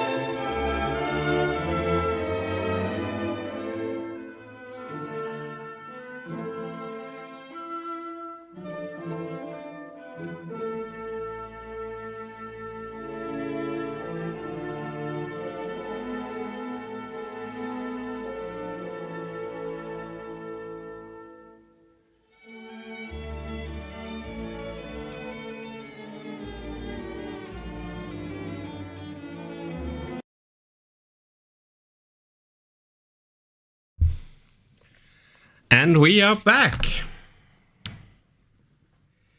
So, Majora, second map. What we gonna play?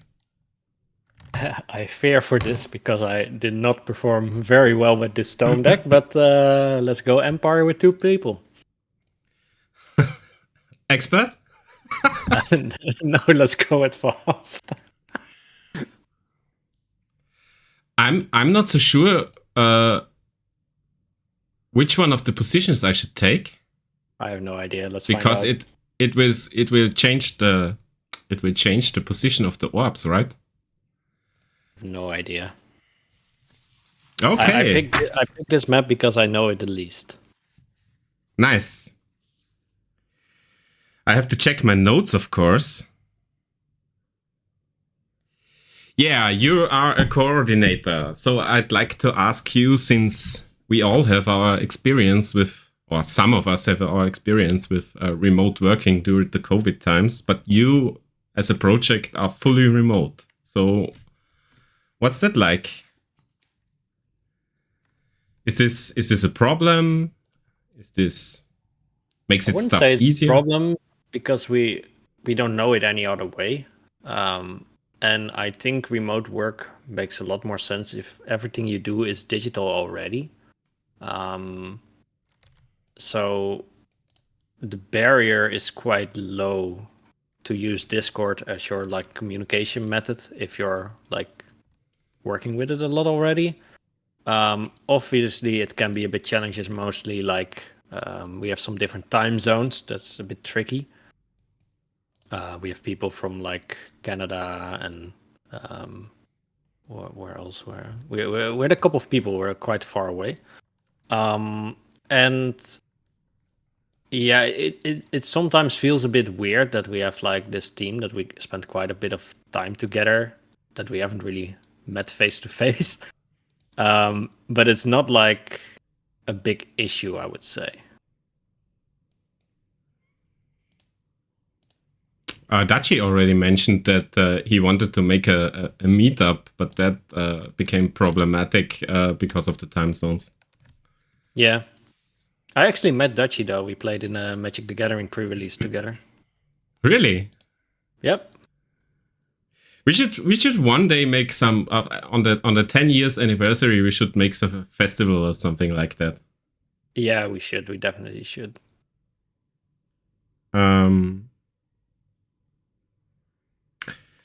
We see you have quite the big team. So let's imagine I personally trust in the team and I personally trust that stuff will work out on the long run. But let's imagine that one after another team member would leave. How many people are needed to keep the game running? Well, I'm not sure what month it was, but there was a point, we also said it in a community update, that we were like struggling with the amount of people we had compared to the amount of work we had to do. And that if we did not get new people, that the only thing we would be able to do is like card balancing and maybe some new cards. That was actually the community update that got built to apply, I believe. Which is part of the reason we now have cosmetics, so that's awesome. But like to just keep the game running without any new content, we don't need a lot because it just runs on the server. We had some money left over from Patreon to pay server upkeep, and if we don't have to patch the game, then yeah, I think it can even be possible with like 1 or 2 people. But obviously, the next step would be, hey, we want moderators to make sure that, you know, the community does not like collapse on itself. If you want like new cards, then you need like card implementers, artists, stuff like that. So it kind of like the bare minimum 1 or 2 people probably, but then the more you want to like, oh, but we also want this, then it quickly starts increasing again.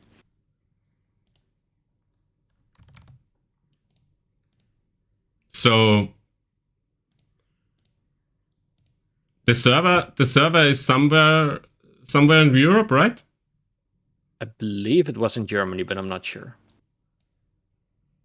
So if somebody just takes a look that the maintenance is done, Battleforge will live on forever. I suppose so. But yeah, as you see with most games that are like not managed anymore, I believe this also happened around the. Well, I don't think it would happen here, but I don't know if you remember around the end of Battleforge, there were like a lot of bots in the chat. Yeah. Which quickly get out of hand if you don't have moderators. So that would be like the first thing to tackle. And you also have to keep in mind that if Battleforge doesn't get any updates anymore, then and we don't do any marketing because in this fictive scenario we don't have any staff, then you don't get any new players, and players slowly start to leave. So while technically it can live on forever, you have to question in what state. We also saw that around the end of the original Battleforge, if no content gets released anymore, people are like, yeah, why are we still playing this game? And because Battleforge is such a focus on co-op, less players mean less active players, so it's kind of like a downward spiral in that regard. Sure. Yeah. Since you are coordinating all this, what's your relation with the other big players? So on the chat, Wind Hunter was already mentioned, who seems to be very active, if I'm right. Is there something like a team meeting, or how does that work? Yeah, we used to have team meetings every 2 weeks. We moved them to 3 weeks, and now they're a bit less. I'll get to why in a moment. But those are mostly to like plan our patches and discover bottlenecks and stuff like that. On average, I'm mostly in contact with Lada and Hannah because those are the people that we need to do. We need to press the buttons, basically. But I'm also a lot in contact with Windhunter because he's the head game designer. So obviously, a lot of what I do and a lot of what he does impact each other. Like for example, I contact him for the community update, but also to like patch planning. Then I want to know, hey, what do you have in mind? What do you need? Stuff like that. From my position, I'm a lot in contact with the artist. And also try to keep track of the event department. We don't really have a super clear structure, but it kind of overlaps with the community update as well. Like, hey, is there an event coming up? What's the state of that? So there's also a department I touch, so to speak. Something that is not really something I interact with a lot are like the developers. I'm not very technical, so there's not much I can do to help them, and they're most often just doing their thing. So yeah, just working on their stuff. Don't really need much coordination from my side, I suppose. Yeah, but I mostly appear if shit hits the fan.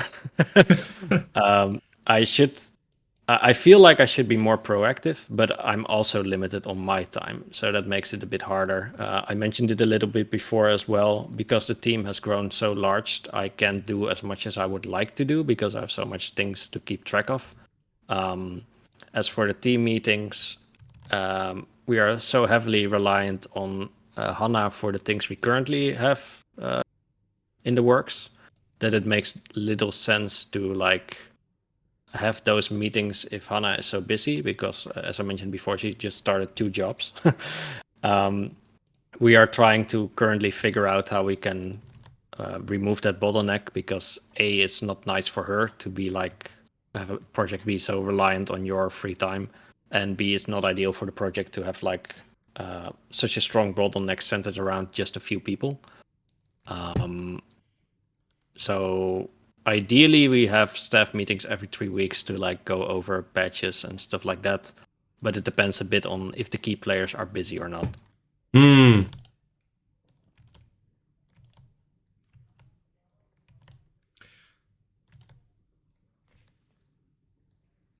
I have to focus on my attack now, which I totally blew up, but alright. Yeah, I'm not sure which direction I need to go and at what point I got control of Mo, so I'm just like poking around everywhere. And sometimes realizing I'm taking the wrong spot. But I think I have to go here. So I was thinking of a thought experiment. Let's say we live in Dreamland, and in Dreamland there are 3 new people coming into the team. And in Dreamland you can decide what skill sets they have. What would be the 3 persons with which skill set that would profit the game most now at this point? That's a pretty good question.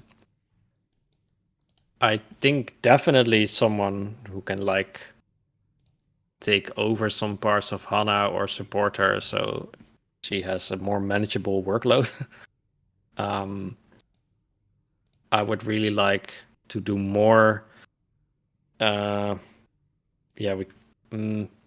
can't really get too deep into that whole gray area stuff, but we have like spent more effort, as you might have seen on our trailers and stuff, and I would like to also spend more effort in like marketing the game, but obviously we can do paid advertising because we're not allowed to make a profit and we're not allowed to like broadcast with paid advertising because we're a community project, and that's a bit tricky, but I think there's still a lot to be done with like reaching out to like interesting players. I feel there are both old Battleforge players who we haven't reached yet, and there are also a lot of strategy players who might be looking for a new RTS that don't even know of this game.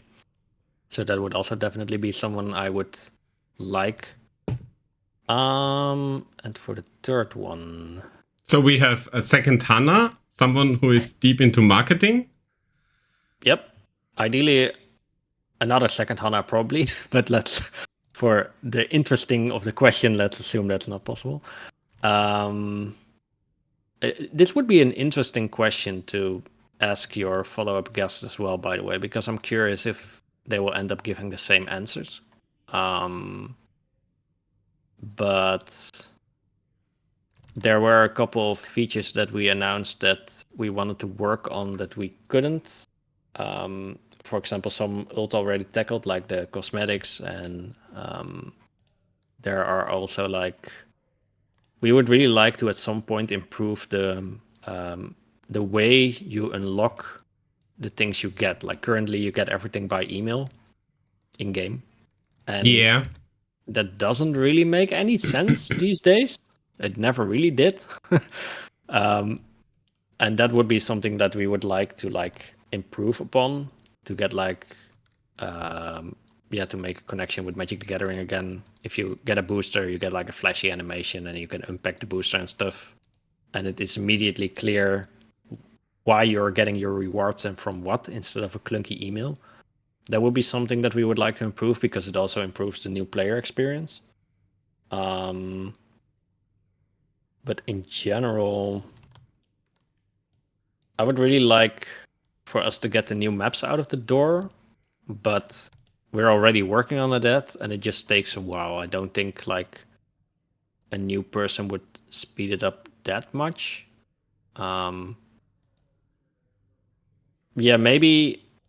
Maybe a fitting community manager so I can actually focus more on coordination and get most stuff from the people we do have on the team in line. It's a tricky question, but definitely in the HANA department and definitely in the marketing department. I mean, I think it's interesting to think about what the project would need in Dreamland. Yeah. More players. Yeah, of course, more players. That was the marketing thing. Yeah. Please go ahead. Well, I think we are in the right direction on what we're doing, like adding into the game, then our new RPVE things, new achievements, cosmetics. It just moves a bit slow, but I'm not sure if that's something you can solve with just a single new person.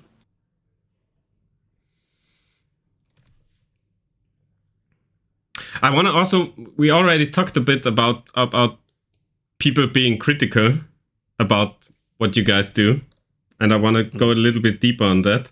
I'm often wondering. I personally think it's okay to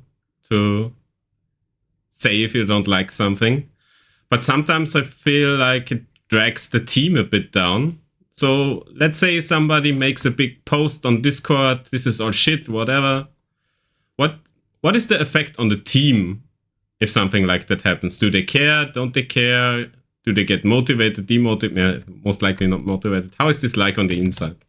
Yeah, we get super motivated. We love the drama now. Yeah, obviously it sucks. I mean, no matter how thick your skin is, if you get complaints, and especially about something you do in your free time, it just sucks. There's no easy way around that. It depends a bit on the way it is done. For example, I don't know the name, but there's a guy on the forum who like dislikes that we changed the game compared to the original. And I already touched that a little bit. Like, I can't blame people who feel like that because we have our reasons for doing it, but I also understand that it's not for everyone, and it's sad. So in that regard, what does it do to the team? Yeah, it's a bit like, yeah, that sucks. I'm sorry we can't make you happy. But if it's more like randomly almost hateful complaining, yeah, that's definitely not nice. And sometimes we can shrug it off. We're like, yeah, okay, it's person X again, or this random player who we have never heard about is saying stuff that's not even correct, because sometimes that's also the case. People make up statements that are factually untrue, which is way easier to ignore because most often even the community already hops into the conversation like you're just saying nonsense right now. There have been some cases where people are actively coming after staff members because they disagree with what they are doing, and that's definitely not okay. And that definitely gets under their skin sometimes as well, which is understandable. I mean, you can say like, yeah, why do you let it get to you? But if you spend so much time and experiencing some stress even from like trying to create an awesome game, and then some people, some sour apples in the community are so negative about it that they spend their time to make your day harder, it can definitely drive people away from the game. Because why should you spend so much time instead of doing something fun on improving something for people who at that point seem very ungrateful? This is also the reason why when we have the yearly staff's yearly feedback survey, that I always collect a few slides of feedback from players that are very positive about it, because the loudest voices are often the complainers, because that's how it works on the internet. But they're really, really in the minority, like 1%, 2% maybe are actively like this. But yeah, those people do affect the game in a negative way because they do drive people away. Sometimes even like completely, like they leave the staff, and sometimes they just feel like, yeah, fuck this shit, I'm taking a long break, and that sucks. You're not helping anyone with it, and you're actively hurting a passion project. That's, even if you don't agree with us, our intentions are always right, or at least we're trying to be. And that's just sad if you like can't see that or don't care, I guess. I mean, I would think that mostly they do care, and that's why they are so enraged, let's say, gladly. Yeah, they do care, but at some point, it almost turns into entitlement or something. There have been like comments like, "Who do you think you are that you are like allowed to make these changes to the game?" And like in a way, I get what you're saying, but it's not like we're in this team to like play God or anything. We're just trying to make things better. And it's like it doesn't work if we like have a vote for every single change we want to make into the game. You need to have like a design philosophy and stick to that, because otherwise you have a mixed match of ideas that make no sense. So yeah, it's always really hard to keep everybody happy. and we're always listening to feedback. We have gone back on designs. We have changed designs, and we don't put out these feedback surveys to like pretend to care. I also heard that argument, like, yeah, you just put them out because you want us to think you care. Like, why would you do that? Like, creating those surveys takes me hours upon hours, and going through the comments itself as well. So why would I do that if I don't plan to do anything with it? It makes no sense. So sometimes it's like, whatever. But obviously, if you have a bit of a rough day and then have to deal with complaints, it can get to people, definitely. Speaking of the survey, the part with the comments on what you are doing is always very, very nice. Yeah.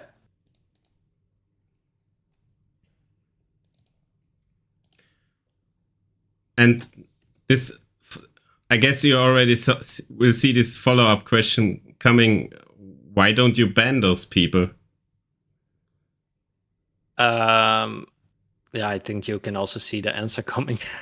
We do value the feedback. So we're definitely not gonna ban people for disagreeing with the staff. That's not okay. That's not how we want to do this. It's a community project, and even though we are volunteers for making it, everyone should feel free to communicate what they like and don't like. Where we do draw the line is like personal attacks. That's never okay. Even though there are like some people in some departments, for example, I'm not randomly gonna make an artwork. That's for the artist to do. It's not like one designer, game designer, balance developer, whatever, is in charge of the decision to make the change because he made it. There are always multiple people involved. And for example, even if I'm also a player, so even if I don't agree with a balance change, I'm gonna trust in the game designer that they know what they're doing and that is for the combined greater good. And if we make a change that you don't like, you can voice the feedback to the team, like, hey, I don't like this change, but it never makes sense to me to like go after the person relentlessly, almost to an obsessive point that I'm like, dude, give us a break, man. So yeah, I completely forgot what the question was. Oh, why don't we just ban? It's yeah. Why you don't ban them? It would be so easy. Dachi said it needs one click and you're done. Yeah, but like, if some people who have been very critical of us sometimes really deliver good feedback, as long as it's constructive, we want that. It can be very helpful, and it can also like open up our minds to like, oh yeah, that's actually something we didn't think about. For example, the complaints about the Nether Warp that I mentioned in the beginning were legit, and that's the reason why we changed it. But the way it went about it, and that it's sometimes still brought up, is not okay. Because like, we're just people. We also make mistakes. And we're willing to learn from them. But if we don't cut any slack, like, yeah, but you made a mistake back then, so you can be trusted with the direction of the game. And we're like, yeah, okay, but then we might as well just shut the whole project down because we can never make up for it. Almost sounds like some people became and stayed salty. Yeah, and like I said, sometimes it's the source of the complaint comes from caring about the game, and sometimes it's a very legit complaint. But it would really go a long way if you always keep in mind that we're like not some evil mastermind who have like some big evil plan with the game or do it out of self-interest or anything. Well, hold on. Speak for yourself. I know that Hannah is an evil mastermind. Yes, but obviously I am not allowed to say that on camera. Hannah is just awesome. Definitely. It's one of those people you can have a lot of fun with, especially when she's driving around with her Lambo. Yes. Yeah, I once had to because I explained to her that she ordered the Lambo in the wrong color, so I had to pay the paint job to get it fixed. Hate it when that happens. Yeah. Yeah.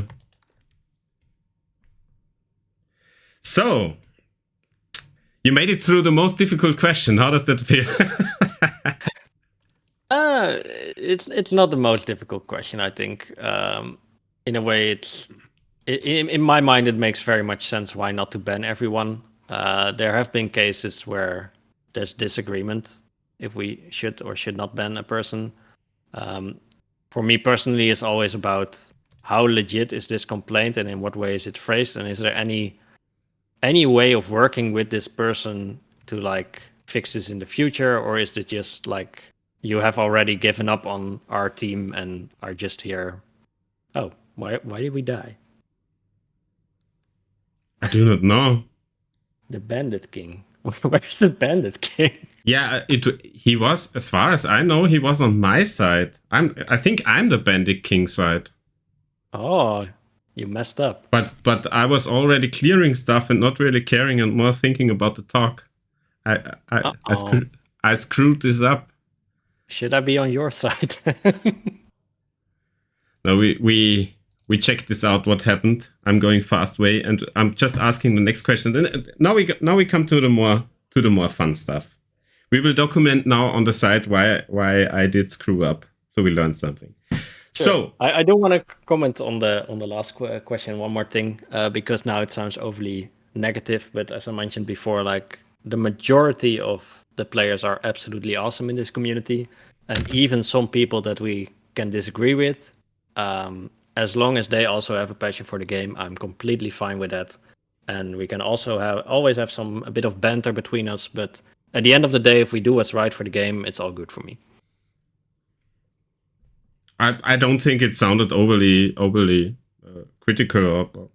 I think it's a conflict of interest that's quite normal. So, okay, let's go to the fun stuff. Huh? Shall we? Sure. So you're doing this for quite a while now. What are the biggest lessons you learned along the way?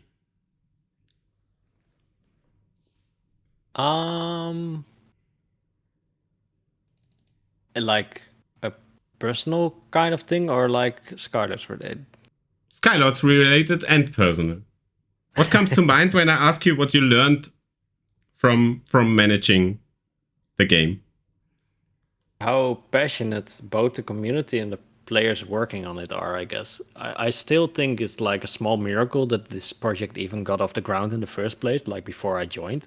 But the fact that it's still going strong after like almost 2.5 years, that's really impressive. And it's really humbling as well to work like with a bunch of people who are so dedicated to this and with a community that keeps sticking around, because like that's as well, you know, like there's still a lot of familiar faces in the community as well who are still so passionate about playing this game. What I've learned, some organization skills as well, even though I don't have as much time as I would like to like actually apply them. I've gotten a lot better in writing the community updates and formatting them, which is kind of funny if you look back at like the community update overview and you go back to like the very first one, I believe. Oh, they got better for sure. Yeah, a few small edits were made retroactively, but most of them are still in the same state they were when they released, and you can see that we got a lot more like professional there as well. I'm really happy with like how the trailers came out, the cinematic trailer and the gameplay trailer, because I also I wrote together with Ultralord, I wrote the script for them, and that also really gets you to think like, what is Battleforge and what should be mentioned in the trailer and what should not be mentioned in the trailer, which was a really interesting thought experience that I don't think I would have nailed right if I had like done it at the first day. So that's definitely something I learned. As for the game itself, I learned even more tricks that I didn't know were in the original game, which also kind of a little bit ruined it for me. I really don't like map abuses and stuff like getting into the canyon in convoy and stuff like that, and the gate switch and stuff like that. Guns of Lyre, I only knew the original map. I didn't know the other way to do it faster. It's a bit sad that like most maps get done the easy way because it makes more sense to grind them like that. But it's always interesting, like For example, the last CCC from you that you had to complete the map as fast as possible. I just load up a deck and try to do my best, and then I read in the Discord how fast people are, and I'm like, how? And it's always really interesting how people like can be so effective, and that there's still a lot of like fun things to discover in the game with so many cards. So that's always nice. I think that the cool thing about the contests in general, not specifically the CCCs, is that people can show off their skills, but because the replays are always revealed, you are always learning loads of stuff. Yeah, some of them don't like that, that their tricks are revealed. But yeah, it's a very deep game, and sometimes I feel it might be like a little bit broken at the core, but it also kind of has its appeal. I think I remember watching the stream where we learned that you can also cancel energy wells so fast that you get a refund. That is like something. Yeah. How on earth do you even find that out? Firstly, and secondly, like I really do not remember if this was known back in the day, because that must have been always part of the game. Yeah, I'm really curious if the void system was understood well enough to balance around, because I believe Metacross shared it today or yesterday in the Discord that some comment about wildfire not being very effective for killing wells if you spend 2 wildfires on it because it was not net positive or something. And I was like, if you can kill a well with 2 wildfires, that's like GG in PvP. And towards the end, you also saw it like burrower pushes with like oink or roots and stuff. Like I'm really curious how the void system got into place. If they like, oh, we want to add like a small incentive to like have your units dead or something to not make it as feel bad. But I wonder if EA ever thought about the idea that it's just actively bad to keep an army around in some cases, because that seems like to be the point.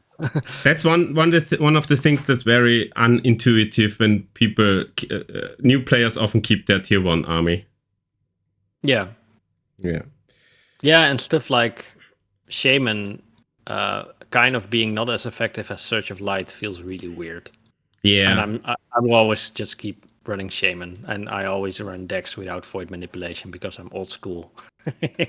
By the way, question for the chat: if somebody knows why we failed, please tell us. Because the Ragged King, and I think that was the guy who died, disappeared from here, and I have no idea where he went. Maybe someone can tell us. And I'm moving on to the next question. What is the thing, since you are in the team, and my guess is you're not just coordinating, what is the thing specifically you suggested and that got added to the game? I believe, I'm fairly sure of this, that I was the one who actually suggested that we start creating new cards. When I joined the game, the project, the game just released in the same state that Battleforge was. There might have been, I believe quests and achievements were there, but beside that it was vanilla. And I believe I was the one who started the conversation like, okay, what new stuff are we going to release? I think people would like new cards. And I had to do some convincing that would draw some players in. And yeah, that's something that I added into the game.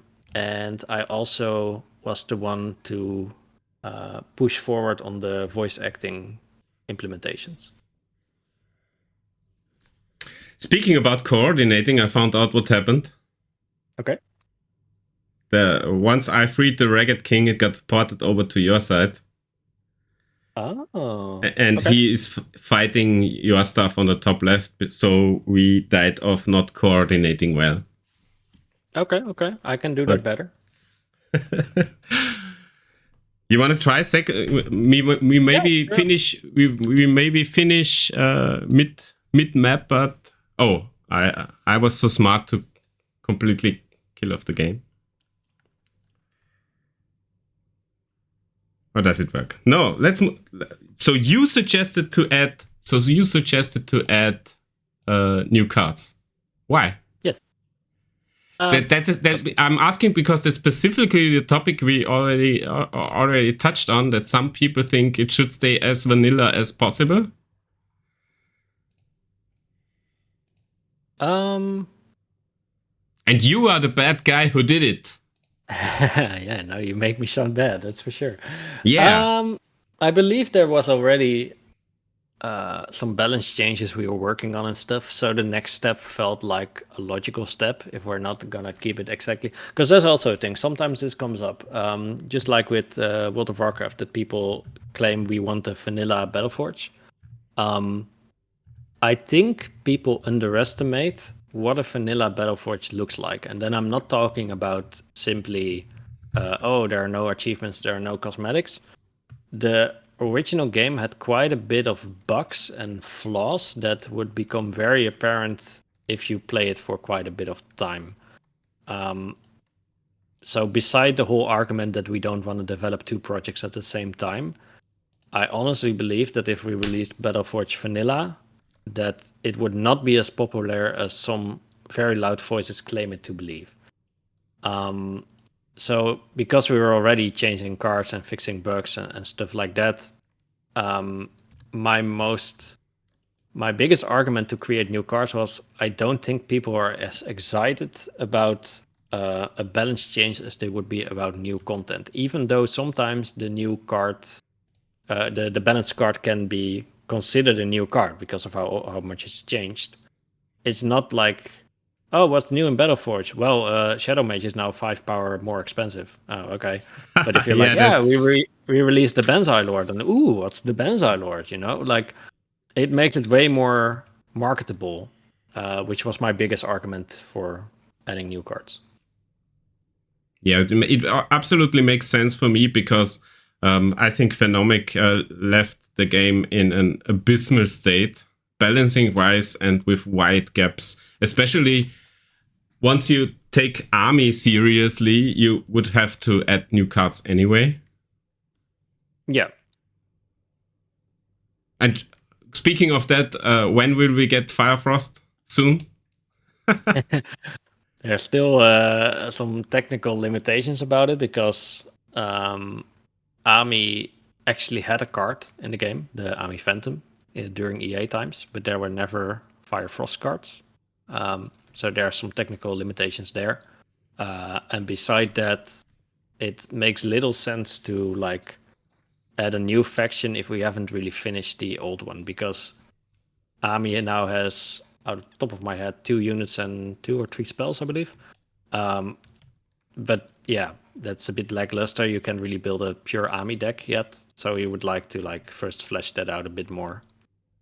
Yeah, I think fleshing out Army more is a priority anyway before you start something new, and maybe you hype people, so a new faction is coming, and then it has 3 cards. That makes absolutely no sense in my opinion. Yeah, PvP would really like to have some Firefrost cards because like you also saw it in the feedback survey, it's the least played faction. Because, yeah, you don't have any cool tools like the other factions do. You don't have, like, minefields and soul hunters and stuff like that. But, yeah, I wouldn't expect to randomly see Firefrost cards this year or something. That was the answer I expected, to be honest. I just wanted to throw you a curveball. Fair enough. And we just had a whole crafting with how much effort it is to create a new card, so that should also give you an estimate.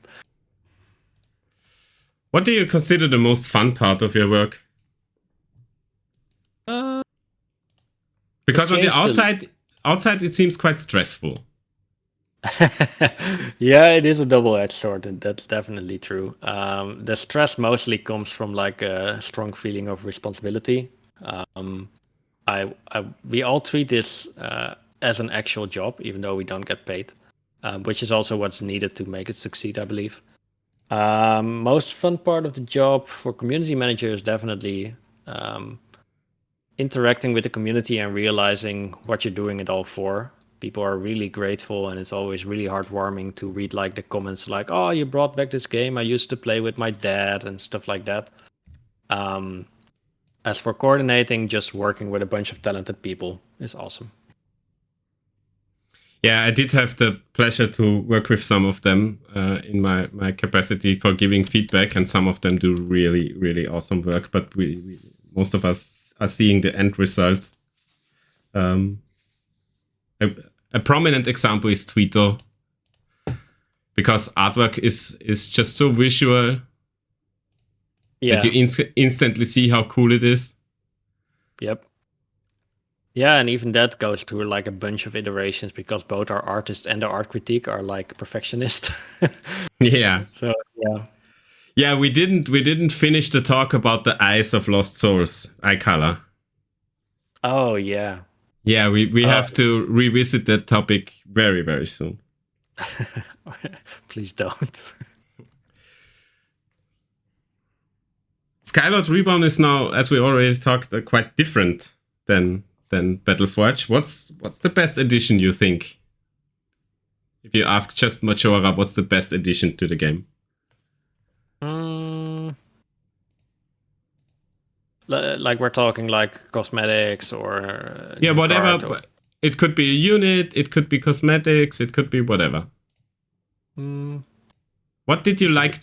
What got released and you said, "Wow, that's so awesome! That makes my heart pound faster," or whatever? I really liked the Banzai Lord because it was like a completely new unit that was voiced. I liked Wasteland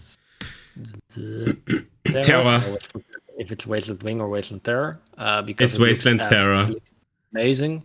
And I also remember that I thought it was really fucking cool that we had the promo Mana Wing. It was quite a bit of work, but it looked amazing. It does look amazing. I was trying to push a different design, but I couldn't get through. Yep. But I hope you're still happy with the result. I am absolutely happy, but to be honest, on my part, I was way more happy with doing the achievement than getting the card. Yeah, I can understand that. Yeah. And yeah, personally, I'm not really a big fan of cosmetics, but I really like that we added it to the game. So, anything you would have done different? If you would be the master of Battleforge and nobody can say anything against you,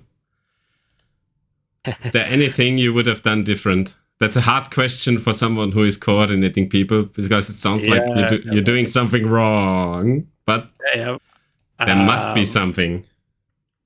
I would nerf Bandit Minefield. It was nerfed. Hello? I would nerf it more. I can't stand playing against that card.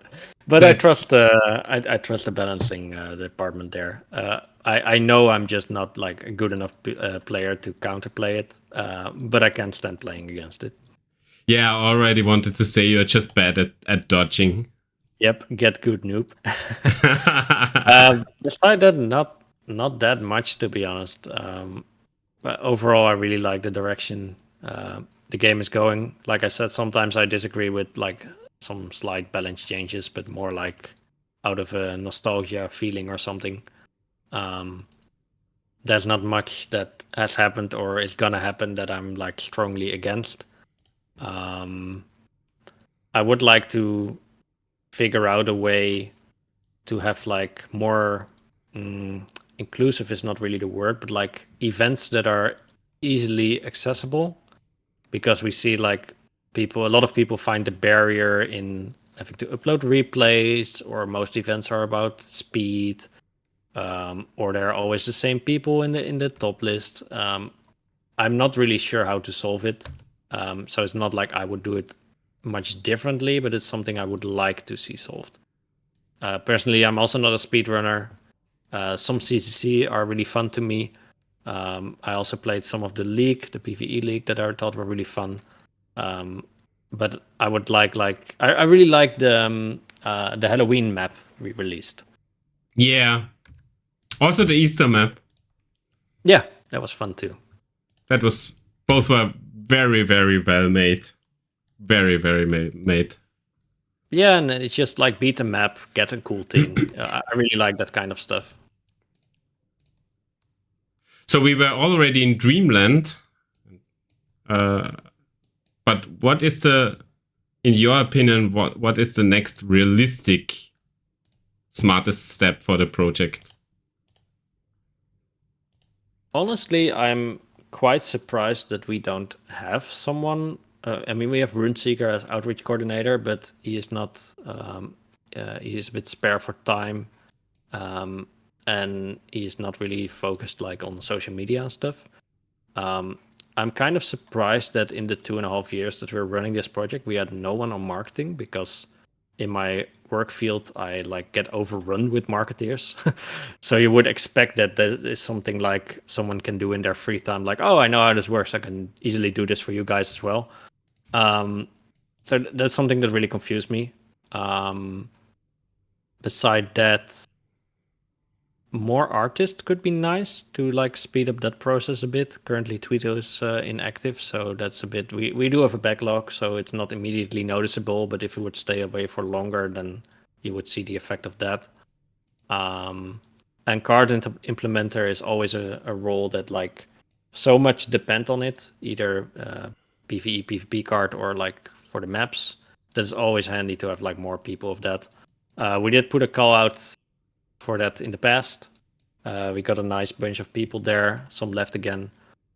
It's always a role that like you can't like pick it up if you join today, but it's a role that's like dependent on learning some stuff that's like Battleforge related. So technically anyone who's motivated can do it if we like onboard you. So those are always kind of like things that you can do if you just want to help out. I feel like a lot of people are like a bit intimidated, like, oh, I don't have any development skills or anything. If you are motivated and have time to help us out, I'm sure there is something you can do. I mean, my personal opinion is marketing, marketing, marketing, marketing, and marketing. That's in that order. It's mostly because if we get new players, we also get new volunteers for working on the game. So yes, reaching new players is always something that we want to focus more on. So we are in the last section. First, there's one question who got submitted beforehand from someone else, and this question is: How can one be as cool as Majora? Well, I don't even play Frost. Yeah, that was the question. Yeah, what do you want me to answer? Nothing. But We leave it at. If you like somehow serious reply to like what I do for the game, I honestly just wanted to help out and like moved up from like communicating to like getting more involved with the whole team. And I honestly believe that I don't have any technical skills, and this should in theory be anyone can do if they're motivated enough. Yeah. So don't let anything stand in your way if you want to like help out. Yeah, special mention for the roles that you don't need to join the team for, which I'm doing a lot. So if you have just a little time for something like translation or proofreading, especially proofreading, that would be nice that people would join as well. So, and the second question was in the chat. Okay. And it is, I ignored it, but I put it on my parking space. Yeah. It was when we talked about how to develop the game, how to move forward, and along those lines. And somebody wrote the following: This question would be more for a developer, the developer team more. But I know EA prohibited monetization and any kind of Battleforge Reborn. So since Battleforge Reborn was revived pretty much from scratch, did anyone think of copying this game with some slight differences and just make it differ from EA Battleforge and make it big and start making off some profit? Yeah, it's a complicated question. I will do my best to answer it, but this might also be something to like ask Hannah if you can get her to get on a call at some point. We don't actually have like the source code of Battleforge. A lot of stuff we do is like reverse engineered and a lot of trial and error, which makes it even more amazing that this whole thing is even alive and breathing. As for like taking it and changing it slightly, that's basically like suggesting to create a whole new game. Because like you have to imagine the artwork from the units and the voice acting and the maps and stuff like that. If you all want to change that slightly, then at that point it's not even Battleforge anymore. As for why don't you just create your own game, it's a completely different task and project. And I don't think that's realistic because we all do this in our spare time as well.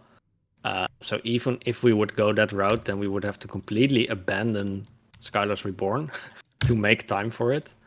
While a lot of our staff joined the game because they love Battleforge. So yeah, it has like sometimes it randomly pops up like, oh, we should make our own game, but it never really went anywhere like in the concrete stage of like what would that look like or something. Okay. Yeah, I agree that if you made it work like Battleforge, just look a little bit different, you would get a lawsuit anyway, right? Yeah, that's a bit of the point. Like, if it's too close, then you're stepping on EA's toes anyway. And if it's not close enough, then what's the whole point? Then we're just like another gaming company with an interesting backstory, I suppose. Agreed. So, now we come to the second to last point, which is what anything you want to talk about. Oof. You knew that this was you knew that this was coming. Yeah, but I forgot. Yeah, we already covered so much. Yes, the stream is way longer than I suppose, but I think since you are in a very central and coordinating function, I was thinking it will be 2 hours, but we are way beyond that now. Sorry, people, I talk too much. No, it's all right. I think it's the purpose of this to look at the insights. But I think when I invite the next one, I will have to tell them no. It doesn't have to be as long as with Majora. Small disclaimer. Yeah. Let's see if there anything we didn't cover. I already shortly mentioned the voice acting, which we're currently working on as well. I'm really happy with how that turned out. I absolutely love what Dreamlord with Banzai Lord, but we also have some upcoming new artists who will lend their voice to the game, which is awesome. So look forward to that. Let's see. Do you have any questions? Like, I know you prepared a lot of questions, but like... No, we are almost through everything. Maybe 1 or 2 I left out, but I think we covered a lot of land. But a chat question appeared. A wild chat question appeared. And says, how much money do you think Phenomic needed to develop Battleforge so they sold their soul to EA? I'm not actually sure what happened with EA Phenomic in that scenario, because I remember that they had this other game, Lord of Ultima, I believe. And they also had Mount Conquer, Tiberian Alliance or something. And I believe around the end, I think like only 2 more people or something were working on Battleforge, keeping it alive. But I believe after that, the whole studio got shut down. So it wasn't just Battleforge. I have no idea why. The theory I've heard was that around that time that EA had like some metric that every studio they had needed to be like X% part of their bottom line or something. I have no idea if this is correct. I couldn't verify it. So even though Battleforge was like making a profit on its own, which makes sense because like the few people who did play it could spend real money, and like I think I even spent like 200 to 300 euros on it or something, which is way more than the average game. But because it like didn't compete with like stuff like FIFA and stuff, it was not really that interested. And I also think that maybe EA thought that this would be like the World of Warcraft of strategy games, and that was never really realistic. So yeah, I don't know if that answers the question. I don't know anything about like what kind of numbers they would be talking about.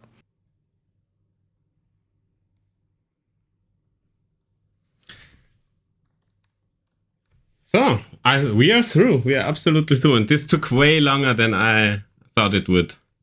I hope I didn't steal too much of your time.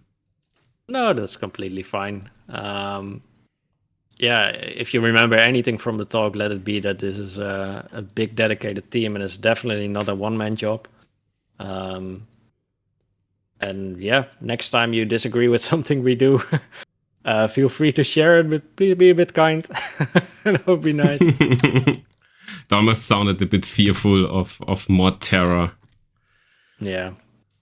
Yeah. So, this was the second installation of the series. I hope some people stayed on board and found it interesting. My next guest will be testing coordinator Volin, who will join me on the 23rd of September. That's a little less from 2 weeks from now. Special thanks to you, Majora, for taking the time. I hope you enjoyed it. Absolutely. Thanks for having me. Yeah. Can you sign us off? Of course. I will do my best Dreamlord impression. Are you ready? I'm ready. See you in the Forge, fellow Skylords.